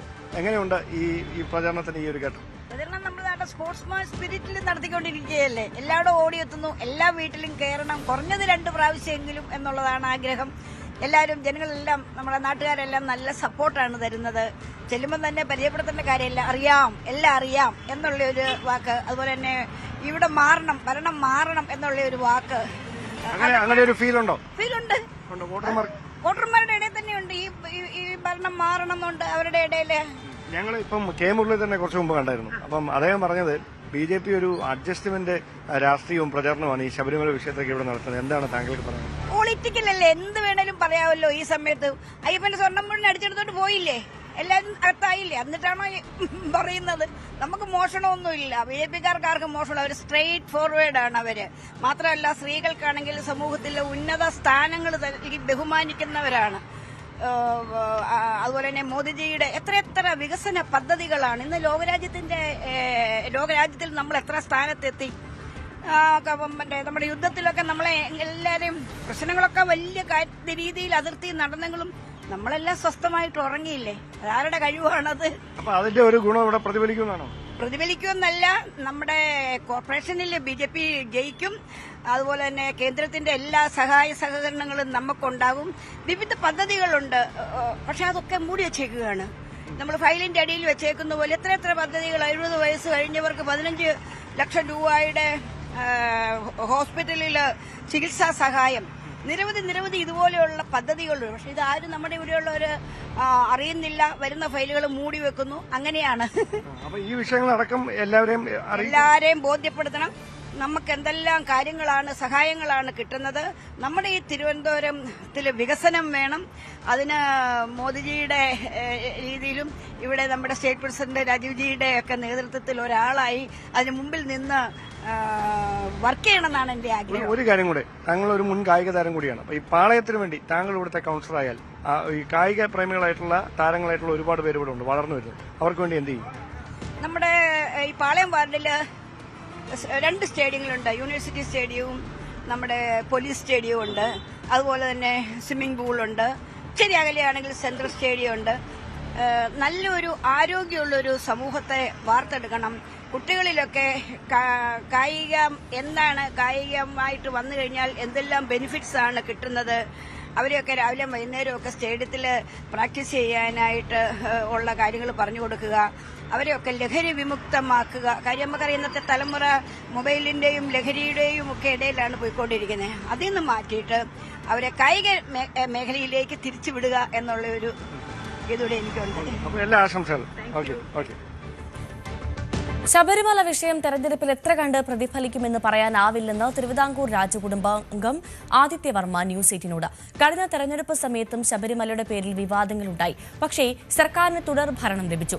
കാലാവസ്ഥ പോലെയാണ് നിലവിലെ തെരഞ്ഞെടുപ്പ് അന്തരീക്ഷമെന്നും അദ്ദേഹം പ്രതികരിച്ചു. തദ്ദേശ തെരഞ്ഞെടുപ്പിലെ പ്രതീക്ഷകൾ പങ്കുവെച്ച് ആദിത്യവർമ്മ തമ്പുരാൻ എന്നോടൊപ്പം ചേരുന്നു. എങ്ങനെയാണ് ഈ നിയമസഭാ തെരഞ്ഞെടുപ്പിന്റെ സെമിഫൈനൽ എന്ന് വ്യാഖ്യാനിക്കപ്പെടുന്ന ഒരു തെരഞ്ഞെടുപ്പാണ്, എങ്ങനെയാണ് പ്രതീക്ഷകൾ? നമുക്കിപ്പോ ഇപ്പോഴത്തെ കാലാവസ്ഥ പോലെയാണ്. ഇപ്പൊ ശരിക്കും വെയിലുള്ള സമയമാണ്, കോരിച്ചൊരിയുന്ന മഴ. അപ്പൊ നമുക്കൊന്നും പ്രെഡിക്റ്റ് ചെയ്യാൻ പറ്റാത്തൊരു സിറ്റുവേഷനാണ്. എല്ലാവർക്കും ഒരുപോലെ തുല്യമായ ചാൻസ് ഉണ്ടെന്നാണ് ഞാൻ കാണുന്നത്. അതെ, ഈ ശബരിമലയിലെ പ്രശ്നങ്ങളൊക്കെ ശ്രദ്ധിച്ചല്ലോ, അത് തെരഞ്ഞെടുപ്പിൽ പ്രതിഫലിക്കുമെന്ന് തോന്നുന്നു. ശബരിമലയുടെ പ്രശ്നങ്ങൾ അതിനെപ്പറ്റി ഒന്നുകൂടെ ജനങ്ങൾ എങ്ങനെ അത് വിലയിരുത്തുന്നത് അനുസരിച്ചിരിക്കും അതിൽ പ്രതിപാദിക്കുന്നത്. പക്ഷെ കഴിഞ്ഞ പ്രാവശ്യം ഈ ശബരിമല പ്രശ്നം ഉണ്ടായിട്ടും നമ്മുടെ ഇപ്പോഴത്തെ സർക്കാരിന് ഒരു കുഴപ്പവും സംഭവിച്ചില്ല. അപ്പോൾ നമുക്ക് ഇതാണ് പറഞ്ഞത്, ഒന്നും നമുക്ക് പറയാനൊക്കില്ല. വോട്ട് ചെയ്യുമല്ലോ അല്ലേ? തീർച്ചയായിട്ടും ഞങ്ങൾ എല്ലാവരും, അമ്മയും ഞാനും ഇപ്രാവശ്യം എന്റെ കുട്ടികൾക്കും ആദ്യത്തെ വോട്ടാണ്. ഞങ്ങളെല്ലാവരും വോട്ട് ചെയ്യാൻ പോകുന്നു. ഏത് വാർഡാണ് അവിടെ? ഞങ്ങൾ കവടിയാർ വാർഡ്. നിൽക്കുന്ന ജവഹർലാൽ സ്കൂളിലാണ് വോട്ട്. അതെ, എല്ലാ ആശംസകളും. Thank you. കോട്ടയം മുണ്ടക്കയത്ത് ആത്മഹത്യാ ഭീഷണി മുഴക്കി BLO.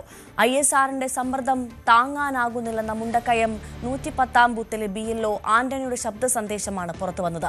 മാനസിക നില തകർന്നുവെന്നും ആത്മഹത്യ ചെയ്യേണ്ട സാഹചര്യമാണെന്നും വാട്സ്ആപ്പ് ഗ്രൂപ്പിൽ പങ്കുവച്ച ഓഡിയോ സന്ദേശത്തിൽ പറയുന്നു.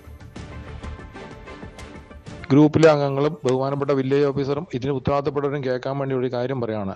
SIR ജോലികളുമായി ബന്ധപ്പെട്ട് ഭയങ്കര മാനസിക സമ്മർദ്ദത്തിലാണ് ഞാൻ നിൽക്കുന്നത്. വോട്ടർമാരുടെ കാര്യത്തിൽ ആണെങ്കിൽ ഇവർക്ക് ഫോം കൊടുക്കാൻ നിങ്ങൾ പറഞ്ഞനുസരിച്ച് ഒരാഴ്ചയോളം മെനക്കെട്ട് വീടുകളിൽ കൂടി കൊടുത്തിരിക്കുന്ന ഫോമായിട്ട് അത് ഒരു അക്ഷരം പൂരിപ്പിക്കാതെയാണ് പല വോട്ടർമാരും വരുന്നത്. ഇവരുടെ മൊത്തം ബേസിക് കാര്യങ്ങളും ഞാൻ ചെയ്തു കൊടുത്തിട്ട് 2002 ഇത് വിവരങ്ങളും തപ്പി കണ്ടുപിടിച്ചു കൊടുക്കണം. ഇതിന് കാശ് കിട്ടുന്നില്ല. ഇത് പ്രതിബദ്ധതയിലാണോ എന്നാണെന്നോ നിങ്ങളൊന്നും പറയുന്നില്ല. നിങ്ങൾ ഇതിനു വേണ്ടിയുള്ള യാതൊരു ഉപകരണങ്ങളും തരുന്നില്ല. ഈ ഇന്റർനെറ്റ് തരുന്നില്ല, മൊബൈൽ ഫോൺ തരുന്നില്ല. ഇലക്ഷൻ കമ്മീഷനും നിങ്ങൾ റവന്യൂയിലെ ഉദ്യോഗസ്ഥരും കൂടി ഞങ്ങളെ ചൂഷണം ചെയ്യുകയാണ്. എല്ലാ തരത്തിലും ചൂഷണം ചെയ്ത് ഞങ്ങളെ മാനസികമായും ശാരീരികമായും പീഡിപ്പിച്ചിട്ടാണ് ഈ പണി ചെയ്യുന്നത്. ഈ അടിമപ്പണി ദയവായിട്ട് നിർത്തണം. എൻ്റെ മാനസിക നില തകർന്നു പോകുന്ന അവസ്ഥയിലേക്ക് വന്നിരിക്കുന്നത്. പലരുമായിട്ട് സംസാരിച്ച് മനുഷ്യന്റെ സമനിലയും മാനസികമായിട്ടുള്ള ആരോഗ്യം നഷ്ടപ്പെട്ട് ഞാൻ അന്നെങ്കിൽ ആരെങ്കിലും കൊല്ലും, അല്ലെങ്കിൽ ആരെങ്കിലും എന്നെ കൊല്ലും. അതുകൊണ്ട് ദയവായിട്ട് എന്നെ ഈ ജോലിയിൽ നിന്ന് പിന്മാറാൻ അനുവദിക്കണം. എന്നെ ഇതിൽ നിന്ന് പൂർണ്ണമായിട്ട് ഒഴിവാക്കണം. ഞാൻ മട്ടുതട്ടാ പറയുന്നത്, സഹികെട്ടാ പറയുന്നത്. ഞാനല്ലേ വില്ലേജ് ഓഫീസിന് മുമ്പ് വിഷം കടിച്ച് ഞാൻ ചാകും. അത് കളക്ടറേറ്റിലായിരിക്കും, എവിടെയായിരിക്കും. എനിക്ക് അതുപോലെ മാനസിക സമ്മർദ്ദമാണ്. എനിക്ക് സ്വൈര്യമായിട്ട് ജോലി ചെയ്യാൻ പറ്റുന്ന ഒരു സാഹചര്യത്തിലേക്കല്ല ഞാനിപ്പോൾ വന്നിരിക്കുന്നത്. എൻ്റെ ജീവിതം തകർത്തിട്ട് നിങ്ങളെ ഇത് ഗ്രൂപ്പിലല്ല, ഇത് മൊത്തം മീഡിയയിൽ ഞാൻ കൊടുക്കും. അതുപോലെ ബുദ്ധിമുട്ടാണ് സഹിക്കുന്നത്. നാട്ടുകാരുടെ തെറിയേക്കണം, റവന്യൂക്കാരുടെ തെറിയേക്കണം. ഇലക്ഷൻ കമ്മീഷന്റെ 1 മിനിറ്റിൽ ഈ ഡിജിറ്റലൈസേഷൻ 1 മിനിറ്റ് കൊണ്ട് ചെയ്യാന്ന് പറഞ്ഞാൽ സംഗതി ശരിയാ. ഇങ്ങർക്കൊക്കെ AC റൂമിൽ നിന്നുകൊണ്ട് പറയാം. ഇതൊന്നും വെളിയിരിക്കുന്ന വെയിൽ കൊണ്ട് നടക്കുന്ന മനുഷ്യന്റെ ബുദ്ധിമുട്ട് എന്നാന്നുള്ള അറിയത്തില്ല. ജനത്തിന് തെറിയേക്കാനും നിങ്ങളെ തെറിയേക്കാനും പറ്റത്തില്ല. ഞാൻ ആത്മഹത്യ, അതിന് ഉത്തരവാദി ഈ ഇലക്ഷൻ കമ്മീഷനും ഈ SIR ആണെന്ന് മാത്രമേ എനിക്ക് പറയാനുള്ളൂ. ശ്രീജിത്ത് നൽകും വിവരങ്ങൾ. ശ്രീജിത്ത്, ഒരു BLO ആത്മഹത്യ ചെയ്തതിന്റെ നടുക്കം നമുക്ക് മാറിയിട്ടില്ല. ഇപ്പോൾ ഇതാ ഒരു ആത്മഹത്യ ഭീഷണി മുഴക്കിക്കൊണ്ടൊരു BLO രംഗത്ത് വന്നിരിക്കുന്നതാണ് സാഹചര്യം. ഭവ്യ, ഇതിൽ ഏറ്റവും പ്രധാനപ്പെട്ടത് ഈ താഴെ തട്ടിലുണ്ടാകുന്ന ബുദ്ധിമുട്ടുകൾ ചൂണ്ടിക്കാണിച്ചാണ് ഈ 110 നമ്പർ മുണ്ടക്കയത്ത് 110 നമ്പർ ബൂത്തിലെ BLO ആയിട്ടുള്ള ആന്റണി ഇങ്ങനെ ഒരു ഓഡിയോ സന്ദേശം വില്ലേജ് ഓഫീസർ ഉൾപ്പെടെയുള്ളവർ ഈ BLOമാരുടെ ഗ്രൂപ്പിലേക്ക് ഇടുന്നത്. താഴെത്തട്ടിൽ ഇത് ഈ ജനങ്ങൾക്ക് ഇത് വിതരണം ചെയ്യുന്നു. പക്ഷെ അവരുടെ വിവരങ്ങൾ പോലും തങ്ങൾ തേടിപ്പിടിച്ചെടുക്കേണ്ട ഒരു അവസ്ഥയിലേക്കാണ് കാര്യങ്ങൾ പോകുന്നത്. വലിയ സമ്മർദ്ദമാണ് ജനങ്ങളുടെ ഭാഗത്ത് നിന്നുണ്ടാകുന്നത്. അതിന് പുറമെയാണ് തെരഞ്ഞെടുപ്പ് കമ്മീഷന്റെ ഭാഗത്ത് നിന്ന് പ്രത്യേകിച്ച് യാതൊരു ഉപകരണങ്ങളും നൽകുന്നില്ല. ഇതിന് എന്തെങ്കിലും സാമ്പത്തികമായി ഇതിന് വരുമാനം, ഇതിന് കൂലിയായിട്ടുണ്ടോ എന്നറിയില്ല. AC റൂമിലിരുന്ന് ഉദ്യോഗസ്ഥർക്ക് എന്തെങ്കിലും കാര്യങ്ങൾ പറഞ്ഞാൽ മതി, അതിനപ്പുറത്തേക്ക് വലിയ സമ്മർദ്ദമാണ് അനുഭവിക്കുന്നത് എന്നാണ് ഈ ആന്റണി ചൂണ്ടിക്കാണിക്കുന്നത്. സംസ്ഥാനത്തും രാജ്യത്തും പലയിടത്തും ഒക്കെയായി ഇത്തരം സമ്മർദ്ദങ്ങൾ BLOമാർ ചൂണ്ടിക്കാണിക്കുന്നു. അത് സുപ്രീം കോടതി വരെ അത് സംബന്ധിച്ച് ഇത് മാറ്റിവെക്കണമെന്ന് സംബന്ധിച്ചുള്ള കേസ് നിലനിൽക്കുന്ന ഒരു സാഹചര്യം കൂടിയാണ്. എന്തായാലും ഇതിൽ തെരഞ്ഞെടുപ്പ് കമ്മീഷൻ പരിശോധന ആരംഭിച്ചിട്ടുണ്ട്. എന്താണ് ഇങ്ങനൊരു വോയിസ് സന്ദേശം ഇടാൻ കാരണമെന്നത് അടക്കമുള്ള കാര്യങ്ങൾ പരിശോധിക്കാനുള്ള നീക്കമാണ് ഉദ്യോഗസ്ഥർ നടത്തുന്നത്. ഭവ്യ.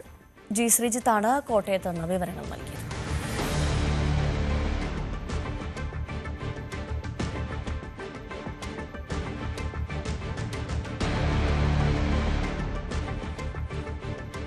ഒരിടവേള. പൂർത്തിയായ രാമക്ഷേത്രം കാണാൻ ഭക്തരുടെ ഒഴുക്കാണ് അയോധ്യയിലേക്ക്. തിരക്ക് കണക്കിലെടുത്ത ദർശന സമയവും കൂട്ടിയിട്ടുണ്ട്. ഇന്നും നാളെയുമായി 3 ലക്ഷത്തിലധികം ആളുകൾ എത്തിച്ചേരുമെന്നാണ് കണക്കുകൂട്ടൽ. പ്രധാനമന്ത്രി പങ്കെടുക്കുന്ന ധ്വജാരോഹണം നാളെയാണ്. അന്തിമ സുരക്ഷാ ക്രമീകരണങ്ങൾ വിലയിരുത്താൻ UP മുഖ്യമന്ത്രി യോഗി ആദിത്യനാഥ് ഇന്ന് അയോധ്യയിലെത്തും. രഞ്ജിത്ത് രാമചന്ദ്രൻ അയോധ്യയിൽ നിന്ന് തത്സമയം ചേരും. Ranjith, very good morning. അയോധ്യയിലാണ് ഉള്ളത്. എന്തായാലും ധ്വജാരോഹണത്തിന് ഇനി ഒരു ദിവസം മാത്രം. അയോധ്യ മുഴുവൻ ഉത്സവലഹരിയിലാണ്. എല്ലാ ഒരുക്കങ്ങളും പൂർത്തിയായല്ലോ അല്ലേ? തീർച്ചയായും ഒരുക്കങ്ങളെല്ലാം പൂർത്തിയായി വരുന്നു. നമ്മൾ ഇന്നലെ രാത്രി കണ്ട കാഴ്ചയല്ല ഇന്ന് രാവിലെ അയോധ്യയിലേക്ക് വരുമ്പോൾ നമുക്ക് ദൃശ്യങ്ങളിൽ വളരെ വ്യക്തമായി തന്നെ കാണാം. ഇപ്പോൾ പുഷ്പാലങ്കൃതമായ ദൃശ്യങ്ങൾ കുറച്ചുകൂടി രാമനും ഹനുമാനും, രാമഭക്തനായ ഹനുമാന്റെയും ലക്ഷ്മണന്റെയും ഒക്കെ പുതിയ ദൃശ്യങ്ങൾ കൂടി നമുക്കിവിടെ കാണാം. മനോഹരമായി തന്നെ ശില്പികൾ തീർത്ത, പുഷ്പത്തിൽ തീർത്ത പ്രധാനപ്പെട്ട ദൃശ്യങ്ങളിലേക്ക് തന്നെ ക്യാമറ പോകുന്നുണ്ട് ഭവ്യ. അത്തരത്തിൽ ഓരോ സമയത്തും വളരെ കൃത്യമായി തന്നെ ആസൂത്രണത്തോടു കൂടി അയോധ്യയെ എത്രത്തോളം മനോഹരിയാക്കാമോ അത്രത്തോളം തന്നെ മനോഹരിയായിക്കൊണ്ടാണ് പ്രധാനമന്ത്രി സ്വീകരിക്കാനുള്ള എല്ലാ ഒരുക്കങ്ങളും ഇവിടെ പൂർത്തിയായി വരുന്നത് എന്നുള്ളതാണ്. നേരത്തെ പറഞ്ഞ പോലെ നാളെ ഉച്ചയ്ക്ക് 12 മണിക്കും 1 മണിക്കും ഇടയ്ക്കാണ് ധ്വജാരോഹണ ചടങ്ങ് നടക്കുക. ഇവിടെ നിന്നൊരു 3 കിലോമീറ്റർ അകലെയുള്ള സാകേത് PG കോളേജ് ഉണ്ട്. ഈ സാകേത് PG കോളേജിലാണ് പ്രധാനമന്ത്രി എത്തുക. അതിനുശേഷം അദ്ദേഹം അവിടെ നിന്ന് നമുക്ക് മനസ്സിലാകുന്നത് അദ്ദേഹത്തിന്റെ റോഡ് ഷോ ഉണ്ടാകും എന്ന് തന്നെയാണ്. റോഡ് ഷോയിലൂടെ തന്നെയാണ് പ്രധാനമന്ത്രി ഇങ്ങോട്ടേക്ക് ആനയിക്കുക. ഇരു സ്ഥലങ്ങളിലും പുഷ്പവൃഷ്ടി ഉണ്ടാകുമെന്നും സംഘാടകർ അറിയിച്ചിട്ടുണ്ട്. അങ്ങനെ എല്ലാ തരത്തിലുമുള്ള ഒരുക്കങ്ങൾ ഇവിടെ പൂർത്തിയാണ്. അല്പസമയം മുമ്പാണ് ആന്റി ടെററിസ്റ്റ് സ്ക്വാഡ് അവരുടെ നേതൃത്വത്തിൽ അയോധ്യയുടെ സുരക്ഷ പൂർണ്ണമായും അവർ ഏറ്റെടുത്തിരിക്കുന്നത്. അവരുടെ വലിയ ഒരു സംഘം ഇങ്ങോട്ടേക്ക് എത്തിക്കഴിഞ്ഞു. പ്രധാനമന്ത്രിയുടെ സുരക്ഷ കണക്കിലെടുത്താണിത്. ഇന്ന് ഏതാണ്ട് 10 മണിക്ക് ശേഷം യോഗി ആദിത്യനാഥ് UP മുഖ്യമന്ത്രി ഇങ്ങോട്ടേക്ക് എത്തും എന്നും അറിയിച്ചിട്ടുണ്ട്. അദ്ദേഹത്തിന്റെ നേതൃത്വത്തിലാകും ഇന്നു മുതൽ നാളെ വരെയുള്ള ചടങ്ങുകളുടെ പൂർണ്ണ നിയന്ത്രണം എന്നുള്ളതാണ് ഏറ്റവും പ്രധാനപ്പെട്ട കാര്യം. നേരത്തെയൊക്കെ പറഞ്ഞതുപോലെ ത്രികോണാകൃതിയിലുള്ള കാവ്യനിറത്തിലുള്ള പതാകയാണ് ഈ 191 അടി ഉയരത്തിൽ ഉയർത്തുക എന്നുള്ളതാണ് ഈ അയോധ്യയുടെ ക്ഷേത്ര പൂർത്തീകരണത്തിന്റെ ഒരു പൂർത്തീകരണം കൂടി ഇതുമായി ബന്ധപ്പെട്ട്. നമുക്കറിയാം നാളെ ശ്രീരാമ പട്ടാഭിഷേകത്തിന്റെ ദിവസം കൂടിയാണ്. ആ ദിവസം തന്നെ ഇതുമായി ബന്ധപ്പെട്ട് തെരഞ്ഞെടുത്തതും അതുകൊണ്ട് തന്നെയാണ്. അങ്ങനെ ക്ഷേത്രത്തിന്റെ പൂർത്തീകരണം 3 നിലകളായുള്ള ക്ഷേത്രം പൂർണ്ണമാകുന്നു.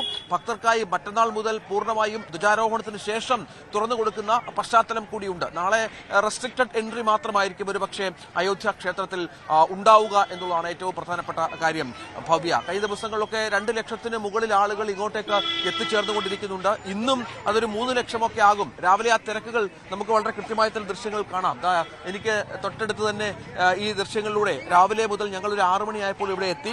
രാവിലെ 6 മണിക്കാണ് നട തുറക്കുക. 6 മണിക്ക് മുൻപ് തന്നെ ഭക്തരുടെ വലിയ ഒരു ഒഴുക്കാണ്. ഏറ്റവും ഈ പ്രശാന്ത സുന്ദരമായ ഒരു കാലാവസ്ഥയൊക്കെയാണ്. വലിയ തണുപ്പില്ല, വലിയ ചൂടില്ല, ഒരു കുളിരൊക്കെയുള്ള ഒരു കാലാവസ്ഥയിൽ പല സ്ഥലങ്ങളിൽ നിന്നും, ഈവൻ കേരളത്തിൽ നിന്ന് പോലും അല്ലെങ്കിൽ ഇന്ത്യയുടെ പല സ്ഥലങ്ങളിൽ നിന്നും, പ്രത്യേകിച്ച് UPയുടെ എല്ലാ ഭാഗങ്ങളിൽ നിന്നും ഇങ്ങോട്ടേക്ക് ഒഴുകുന്ന ദൃശ്യങ്ങൾ നമുക്ക് കാണാം. ഇവരെല്ലാം രാമ വിഗ്രഹം കണ്ട്, രാമനെ കണ്ട്, രാംലല്ലയെ കണ്ട് തൊഴുത് മടങ്ങാനുള്ള ഭക്തി നിർഭരമായ അന്തരീക്ഷത്തിൽ നിന്ന് വന്ന് പോകുന്നവരാണ്. അതിനനുസരിച്ചുള്ള എല്ലാ സൗകര്യങ്ങളും ഇവിടെ ഒരുക്കിയിട്ടുണ്ട്. അധികം ക്യൂ നിന്ന് തൊഴേണ്ട കാര്യമില്ല. എത്ര ലക്ഷക്കണക്കിന് ആളുകൾ വന്നാലും വളരെ കൃത്യമായ ആസൂത്രണത്തോടു കൂടി തന്നെ അവരെ ദർശനം നടത്തി വളരെ പെട്ടെന്ന് മടങ്ങാനുള്ള എല്ലാ സാഹചര്യവും ഇവിടെ ഉണ്ട് എന്നുള്ളതാണ്. അങ്ങനെയാണ് ക്യൂ കോംപ്ലക്സുകളും സംവിധാനങ്ങളും മറ്റും ഇവിടെ ഒരുക്കിയിരിക്കുന്നത്. ഏതാണ്ട് അമ്പലത്തിനുള്ളിൽ കയറിയാൽ ഏതാണ്ട് അരമണിക്കൂർ കൊണ്ട് ദർശനം നടത്തി മടങ്ങാം. ഇതിനിടയ്ക്ക് വിശേഷാൽ ചില പൂജകളൊക്കെ ഉണ്ട്. ഈ പൂജകളുമായി ബന്ധപ്പെട്ട് നിൽക്കുകയാണെങ്കിൽ അല്പം സമയം താമസിക്കും എന്നല്ലാതെ ഈ നേരത്തെ പറഞ്ഞതുപോലെ മറ്റൊരു തരത്തിലുള്ള പ്രശ്നങ്ങളും ഭക്തർക്കില്ലാത്ത രീതിയിൽ തന്നെയാണ് കാര്യങ്ങൾ മുന്നോട്ട് പോകുന്നത്. രഞ്ജിത്ത്, അതാണ് ഇപ്പോൾ മറ്റന്നാൾ മുതൽ, അതായത് 26-ാം തീയതി മുതൽ പൂർണ്ണമായും ഈ ക്ഷേത്രം ഭക്തർക്ക് തുറന്നു കൊടുക്കും എന്നുള്ളത് വളരെ സന്തോഷമുള്ള ഒരു കാര്യമാണ് വിശ്വാസികളെ സംബന്ധിച്ച്. അപ്പോൾ ഈ നാളെ ഈ ധ്വജാരോഹണം നടക്കുന്ന നാളെ പ്രധാനമന്ത്രി എത്തുന്നതോടുകൂടി തന്നെ വലിയ സുരക്ഷയിലായിരിക്കും രഞ്ജിത്ത് പറഞ്ഞതുപോലെ തന്നെ. അപ്പോൾ നാളെ വിശ്വാസികൾക്ക് ക്ഷേത്രത്തിൽ കയറുന്നതിന് ഏതെങ്കിലും സമയക്രമീകരണത്തിൽ മാറ്റമുണ്ടോ? അങ്ങനത്തെ വിവരങ്ങൾ എന്താണ്?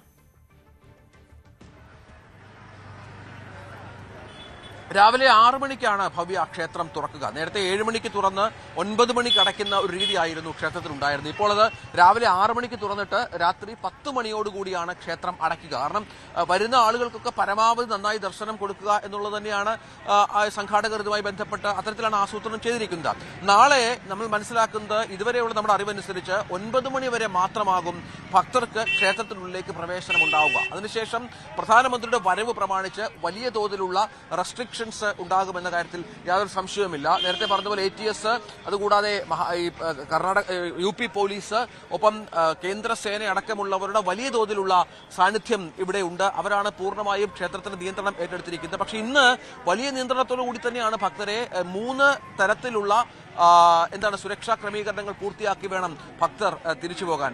രജിയ, കിധർ സേ ഹൈ സബ് ലോഗ്? पूना से। कब आ गया इधर? कल आ गए। कल आ गया।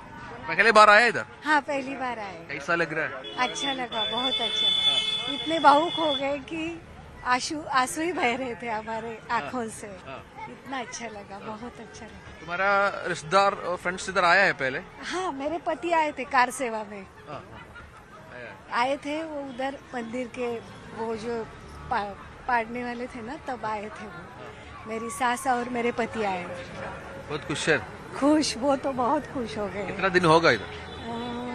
कल आए थे। कल आए हम। 2 दिन होगा? नहीं, कल रात को आए हम, दोपहर को, और रात को भी दर्शन लिया। और अब कैसे लग रहे? क्षेत्र पूर्ण हो गया?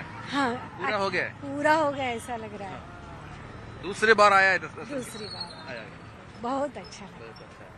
അതായത് ഇങ്ങനെ ഇപ്പോൾ പൂനെയിൽ നിന്ന് വന്ന കുറെ ആളുകളാണ്. അങ്ങനെ എല്ലാ തലത്തിലും ഈ ഭക്തർക്ക് കണ്ടു മടങ്ങാവുന്ന, എല്ലാ തരത്തിലും രാമനെ കണ്ടു മടങ്ങാവുന്ന ഒരു ടൂറിസം, എന്താണ് പിൽഗ്രിമേജ്, അത്തരത്തിൽ ഒരു പിൽഗ്രിമേജ് ടൂറിസം എന്ന രീതിയിൽ തന്നെ ഇത് വളർന്നിട്ടുണ്ട്. നേരത്തെ ഞാൻ ഇന്നലെയൊക്കെ നമ്മൾ ഞാൻ സംസാരിച്ചപ്പോൾ പറഞ്ഞതുപോലെ ലോകത്തിലെ തന്നെ, ഒരുപക്ഷെ ഇന്ത്യയിലെ തന്നെ ഏറ്റവും അധികം തീർത്ഥാടകർ എത്തുന്ന ഒരു ഭക്തി കേന്ദ്രമായി അയോധ്യ വളരെ പെട്ടെന്ന് ഈ 2 വർഷത്തിനിടയിൽ മാറി എന്നുള്ളതാണ് ഇവിടുത്തെ ഏറ്റവും വലിയ പ്രത്യേകത. അതിനനുസരിച്ചുള്ള എല്ലാ സൗകര്യങ്ങളും, അടിസ്ഥാന സൗകര്യങ്ങളിലും വലിയ മാറ്റങ്ങൾ സംഭവിക്കുന്ന പശ്ചാത്തലം കൂടി ഉണ്ടാകുന്നു. അത് UPയുടെ സാമ്പത്തിക മേഖലയിൽ ഉണ്ടാക്കുന്ന വിപ്ലവമൊട്ടും ചെറുതല്ല എന്നുള്ളതാണ്. UP എല്ലാവരും ഈ രാമക്ഷേത്രത്തിൽ വന്നു മടങ്ങാനുള്ള എല്ലാ തരത്തിലുള്ള ക്രമീകരണങ്ങളും ഏർപ്പെടുത്തിയപ്പോൾ, അടിസ്ഥാന സൗകര്യങ്ങൾ വളർന്നപ്പോൾ, സുഗമമായി വന്നു മടങ്ങാം എന്ന വിശ്വാസം വന്നപ്പോൾ തന്നെ ആളുകൾ വല്ലാത്ത രീതിയിൽ ഇങ്ങോട്ടേക്ക് പ്രവഹിക്കുകയാണ്. അതിന് ഇപ്പോൾ ഒരു ദിവസ വ്യത്യാസമില്ല.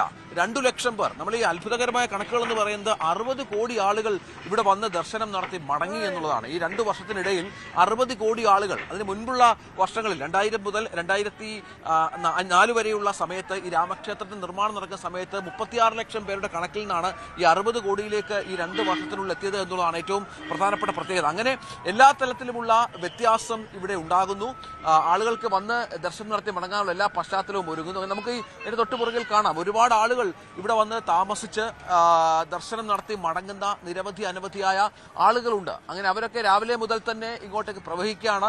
വന്ന് 2-3 തവണ ദർശനം നടത്തി, കാരണം അതിനുള്ള സൗകര്യമുണ്ട്. ഒരു ദിവസം എത്ര തവണ വേണമെങ്കിലും ദർശനം നടത്തി മടങ്ങാനുള്ള എല്ലാ പശ്ചാത്തലവും ഇവിടെ ഒരുങ്ങിയിട്ടുണ്ട്. അതനുസരിച്ചുള്ള എല്ലാ ക്രമീകരണങ്ങളും ഉണ്ട്. അങ്ങനെ 2-3 തവണ ദർശനം നടത്തി മടങ്ങാനുള്ള സൗകര്യം ഉണ്ട് ഇവിടെ. അതനുസരിച്ച് പ്രയോജനപ്പെടുത്തുന്നുമുണ്ട് ആളുകൾ എന്നുള്ളതാണ്. അതിന് ഇപ്പോൾ ദേശവ്യത്യാസമില്ല, എല്ലാവരും അയോധ്യയിലേക്ക് എന്നുള്ളതാണ് UP സർക്കാരിന്റെ ഒരു കൺസെപ്റ്റ്. ആ തരത്തിൽ അവർ കാര്യങ്ങൾ മുന്നോട്ട് പോവുകയും ചെയ്തു. ഏതായാലും വലിയ ക്രമീകരണങ്ങൾ ഇവിടെ ഒരുക്കിയിരിക്കുന്നു. പ്രധാനമന്ത്രിയുടെ വരവിനുമായി ബന്ധപ്പെട്ട് ഞാൻ നേരത്തെ പറഞ്ഞതുപോലെ റോഡ് ഷോ ആയാകും പ്രധാനമന്ത്രി ഇവിടേക്ക് എത്തുക എന്നുള്ളതാണ്. ഏതാണ്ട് 10-15 മിനിറ്റ് നീളുന്ന ഒരു റോഡ് ഷോ ഇവിടെ പ്ലാൻ ചെയ്തിട്ടുണ്ട്.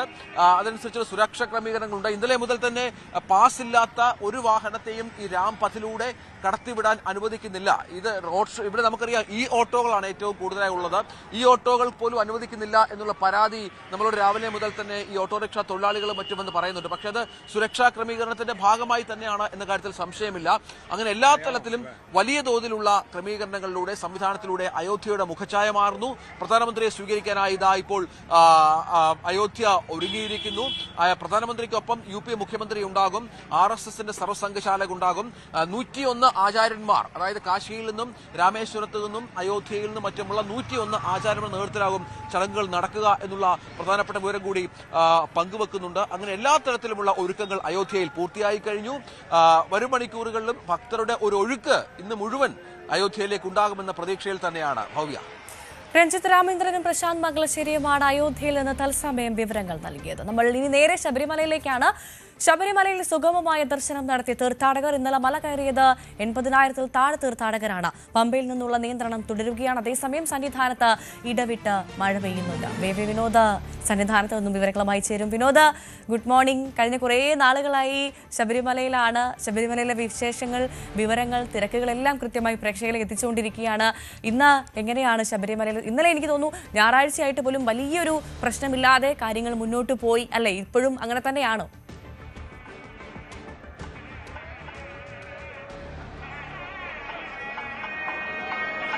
ഭവ്യ, തിരക്ക് രാവിലെ ഉണ്ട്. ഇന്ന് പുലർച്ചെ 3 മണിക്ക് നട തുറന്നത് മുതൽ പമ്പയിൽ നിന്ന് ഭക്തരുടെ തിരക്കുണ്ട്. പക്ഷേ സാധാരണ ഒരു തിരക്കാണ്. അങ്ങനെ അനിയന്ത്രിതമായ തിരക്ക് എന്ന് നമുക്ക് പറയാൻ കഴിയില്ല. കഴിഞ്ഞ ദിവസവും 80,000 പേരാണ്, 80,000-ൽ താഴെ 79,000 പേരാണ് കഴിഞ്ഞ ദിവസം മല കയറിയത്. നിലവിൽ ദേവസ്വം ബോർഡിന്റെ കണക്കനുസരിച്ച് തന്നെ 90,000 പേരെ കയറ്റാൻ കഴിയുന്ന ഒരു നിലയുണ്ട്. കോടതിയുടെ 5,000 സ്പോട്ട് ബുക്കിംഗ് എന്ന തീരുമാനം കോടതി മാറ്റിയിരുന്നു. എങ്കിൽ തന്നെയും മറ്റ് സംസ്ഥാനങ്ങളിൽ നിന്നുള്ള ഭക്തരാണ് കൂടുതലുമായി ഇവിടേക്ക് എത്തുന്നത്. കേരളത്തിൽ നിന്നുള്ളവരുടെ എണ്ണം താരതമ്യേന കുറവാണ്. ഇന്ന് രാവിലെ തിരക്കുണ്ട്. എല്ലാ ദിവസവും രാവിലെ ഇതൊരു കാഴ്ച തന്നെയാണ്, വലിയ തിരക്ക്. അതായത് രാത്രി വന്ന് നിലയ്ക്കലിൽ സ്റ്റേ ചെയ്യുന്ന ആളുകളുണ്ട്. രാത്രി മല കയറി ദർശനം 11 മണിക്ക് ശേഷം ദർശനം കിട്ടാതെ സന്നിധാനത്ത് വിരിയിൽ തുടരുന്ന ഭക്തരുണ്ട്. ഈ ഭക്തരെല്ലാം തന്നെ രാവിലെയാണ് ദർശനത്തിന് എത്തുന്നത്. അതുകൊണ്ടാണ് പുലർച്ചെ ഒരു 3 മണി മുതൽ 9-10 മണി വരെയുള്ള ഒരു തിരക്ക്. അത് കഴിഞ്ഞാൽ തിരക്ക് വീണ്ടും കുറയുന്ന ഒരു കാഴ്ചയാണ്. അതിപ്പോൾ കഴിഞ്ഞ ദിവസങ്ങളിലെല്ലാം തന്നെ കാണുന്ന ഒരു കാര്യമാണ്. മറ്റൊരു പ്രധാനപ്പെട്ട കാര്യം, ഇന്ന് ഹൈക്കോടതി വീണ്ടും ശബരിമല തിരക്കുമായി ബന്ധപ്പെട്ട കേസ് പരിഗണനയ്ക്കെടുക്കുന്നുണ്ട്. നേരത്തെ 5,000-ആയി സ്പോട്ട് ബുക്കിംഗ് നിജപ്പെടുത്തിയിരുന്നെങ്കിലും തൊട്ടടുത്ത ദിവസങ്ങളിൽ ദേവസ്വം ബോർഡ് കൊടുത്ത റിപ്പോർട്ടിന്റെ അടിസ്ഥാനത്തിൽ ഈ 5,000 എന്നതിൽ ദേവസ്വം ബോർഡിന് തീരുമാനമെടുക്കാം. ഭക്തർ കുറവാണെങ്കിൽ കൂടുതൽ ഭക്തരെ കയറ്റിവിടുന്നതിന് തടസ്സമില്ലെന്ന് കോടതി വ്യക്തമാക്കിയിരുന്നു. പക്ഷേ ഇന്നിപ്പോൾ ആ കേസ് വീണ്ടും എടുക്കുന്നുണ്ട്. അതുകൊണ്ട് തന്നെ വളരെ സുപ്രധാനമായ വിധി ഇന്നത്തെ ഈ കോടതിയുടെ ഭാഗത്ത് നിന്ന് ഉണ്ടാകുമെന്നാണ് കരുതുന്നത്. കാരണം ഇവിടെ ഈ അടിസ്ഥാന സൗകര്യങ്ങൾ ആദ്യഘട്ടത്തിൽ ചില പോരായ്മകൾ ഉണ്ടായിരുന്നു. അതിന് പല കാരണങ്ങളുണ്ട്. ഇവിടുത്തെ വിവാദവുമായി ബന്ധപ്പെട്ട്, സ്വർണ്ണപ്പാളി കേസുമായി ബന്ധപ്പെട്ട് ഭരണസമിതിയിലൊക്കെ മാറ്റമുണ്ടായത് ഏറ്റവും ഒടുവിൽ ഈ ക്രമീകരണങ്ങളെയൊക്കെ ബാധിച്ചു. കാരണം അതിന്റെ ഒരു ഏകോപനത്തെ ബാധിച്ചു. മന്ത്രിക്ക് പോലും ആദ്യഘട്ടത്തിൽ അവലോകന യോഗത്തിലൊന്നും പങ്കെടുക്കാൻ കഴിഞ്ഞിരുന്നില്ല. പുതുതായി ചുമതലയേറ്റ പ്രസിഡന്റിന് മുന്നിൽ കഷ്ടിച്ച് ഒരാഴ്ച മാത്രമാണ് ഉണ്ടായിരുന്നത് കാര്യങ്ങൾ ഏകോപിപ്പിക്കാൻ. അദ്ദേഹത്തിനും അദ്ദേഹത്തിന്റേതായ പരിമിതികൾ ഉണ്ടായിരുന്നു. വളരെ പരിചയസമ്പന്നനാണ് എസ് ജയകുമാർ, ശബരിമലയുമായി അടുത്ത ബന്ധമുള്ള ആളാണ്. പക്ഷെ അദ്ദേഹത്തിനും പരിമിതികളുണ്ടായിരുന്നു. പക്ഷെ അതെല്ലാം മറികടന്ന് ഇപ്പോൾ കാര്യങ്ങൾ നല്ല രീതിയിൽ മുന്നോട്ട് പോവുകയാണ്. അതാണ് വിനോദ്, നമ്മൾ കഴിഞ്ഞ ദിവസം കണ്ടതായിരുന്നു. കുടിവെള്ളം പോലും കിട്ടാതെ വലഞ്ഞ മണിക്കൂറുകൾ ക്യൂ നിന്ന ഭക്തരെയും കുട്ടികളെ അടക്കം നമ്മൾ കണ്ടതാണ്. അപ്പോൾ ആ പ്രശ്നത്തിനൊക്കെ ഇപ്പോൾ ഒരു പരിഹാരമായോ? കാരണം കുടിവെള്ളം എന്നുള്ളത് ഒരാളുടെ ഏറ്റവും അടിസ്ഥാന ആവശ്യമുള്ള, അപ്പൊ അതൊക്കെ ശരിയായി തുടങ്ങിയോ അവിടെ?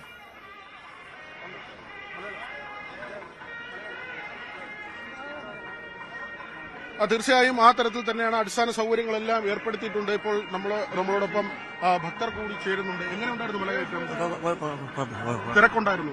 അത്യാവശ്യം തിരക്കുണ്ടായിരുന്നു. നമുക്ക് പമ്പയിൽ തങ്ങാൻ പറ്റാതെ നിലയ്ക്കലാണോ തങ്ങിയത്? എങ്ങനെ നിലയ്ക്കൽ എത്ര സമയം ഉണ്ടായിരുന്നു? ഇല്ല, ഇപ്പൊ സൗകര്യം. അവിടെ വന്ന ഉടനെ എങ്ങോട്ട് കയറുമ്പോ വെള്ളം ഇച്ചിരി ലഘുഭക്ഷണം. ആരൊക്കെ? മകനും 2 മക്കളാണ്. ഇവിടുന്ന് ഇവിടെയാണ് തൃശ്ശൂർ പുതുക്കാട്. തൃശ്ശൂരാണ്. അപ്പൊ മറ്റു ബുദ്ധിമുട്ടൊന്നും ഉണ്ടായില്ല. ചെറിയ മഴ ഉണ്ടെന്ന് അതൊന്നും ഭവ്യ, അങ്ങനെ തന്നെയാണ്. മറ്റ് ബുദ്ധിമുട്ടൊന്നുമില്ല. അവർക്ക് നിലയ്ക്കലിൽ കൂടുതൽ സമയം കാത്തു നിൽക്കേണ്ടി വരുന്നില്ല. കാരണം നമ്മളെല്ലാം പ്രതീക്ഷിച്ചത് ഒരുപക്ഷെ കൂടുതൽ ആളുകൾ വന്നു കഴിഞ്ഞാൽ അവർ കുറെ സമയമെങ്കിലും നിലയ്ക്കൽ കാത്തു നിൽക്കേണ്ടി വരുമെന്നതാണ്. പക്ഷെ അങ്ങനെ അവിടെ കാത്തു നിൽക്കേണ്ടി വരുന്നില്ല. പമ്പയിൽ വന്നാൽ സ്നാനം കഴിഞ്ഞ് ഉടൻ തന്നെ സന്നിധാനത്തേക്ക് വരാൻ കഴിയുന്ന ഒരു സാഹചര്യമെന്നാണ് അവിടെ നിന്നെത്തിയ ഭക്തർ പറയുന്നത്. അങ്ങനെയെങ്കിൽ കൂടുതൽ ഭക്തർക്ക് ഇവിടേക്ക് വരാൻ കഴിയുന്ന ഒരു സാഹചര്യമുണ്ട്. ഈ കാര്യം തന്നെയായിരിക്കും ഇന്ന് ഹൈക്കോടതിയെ ദേവസ്വം ബോർഡ് ബോധ്യപ്പെടുത്തുന്നതും. ഭവ്യ, സന്നിധാനത്ത് നിന്ന് വി വിനോദാണ് വിവരങ്ങൾ നൽകിയത്. നമ്മളിനി പോകുന്നത് നമ്മുടെ എല്ലാവരുടെയും പ്രിയപ്പെട്ട ആളുകളുടെ സന്തോഷങ്ങൾ പ്രേക്ഷകരുമായി പങ്കുവയ്ക്കാനാണ്. അവരുടെ പ്രിയപ്പെട്ട ദിവസം പ്രേക്ഷകരുമായി പങ്കുവയ്ക്കാനാണ്. തിരുവനന്തപുരം ആറ്റുകാൽ സ്വദേശി രാജകുമാർ ന്യൂസ് 18 കുടുംബത്തിലെ ഒരു അംഗമാണ്. ന്യൂസ് 18 ഇലക്ട്രിക്കൽ വിഭാഗം കൈകാര്യം ചെയ്യുന്ന രാജകുമാറിന് ജന്മദിനാശംസകൾ അറിയിച്ചുകൊണ്ട് ഞങ്ങളുടെ തന്നെ ഇലക്ട്രിക്കൽ ടീം അംഗങ്ങളാണ് ആശംസകൾ നേരുന്നത്. ഒപ്പം ന്യൂസ് 18 മുഴുവൻ കുടുംബത്തിന്റെയും ആശംസകൾ കൂടി അറിയിക്കുകയാണ്. രാജകുമാറിന് വെരി ഹാപ്പി ബർത്ത്ഡേ. ചിലവുണ്ട്, ചിലവ് നേരെ ന്യൂസ് ഡെസ്കിൽ എത്തിക്കണം.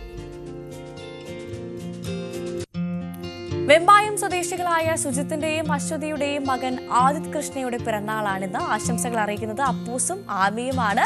ഒപ്പം ന്യൂസ് 18 എല്ലാവിധ ആശംസകളും ആദിത് കൃഷ്ണയ്ക്ക്. വെരി ഹാപ്പി ബർത്ത്ഡേ മോനെ.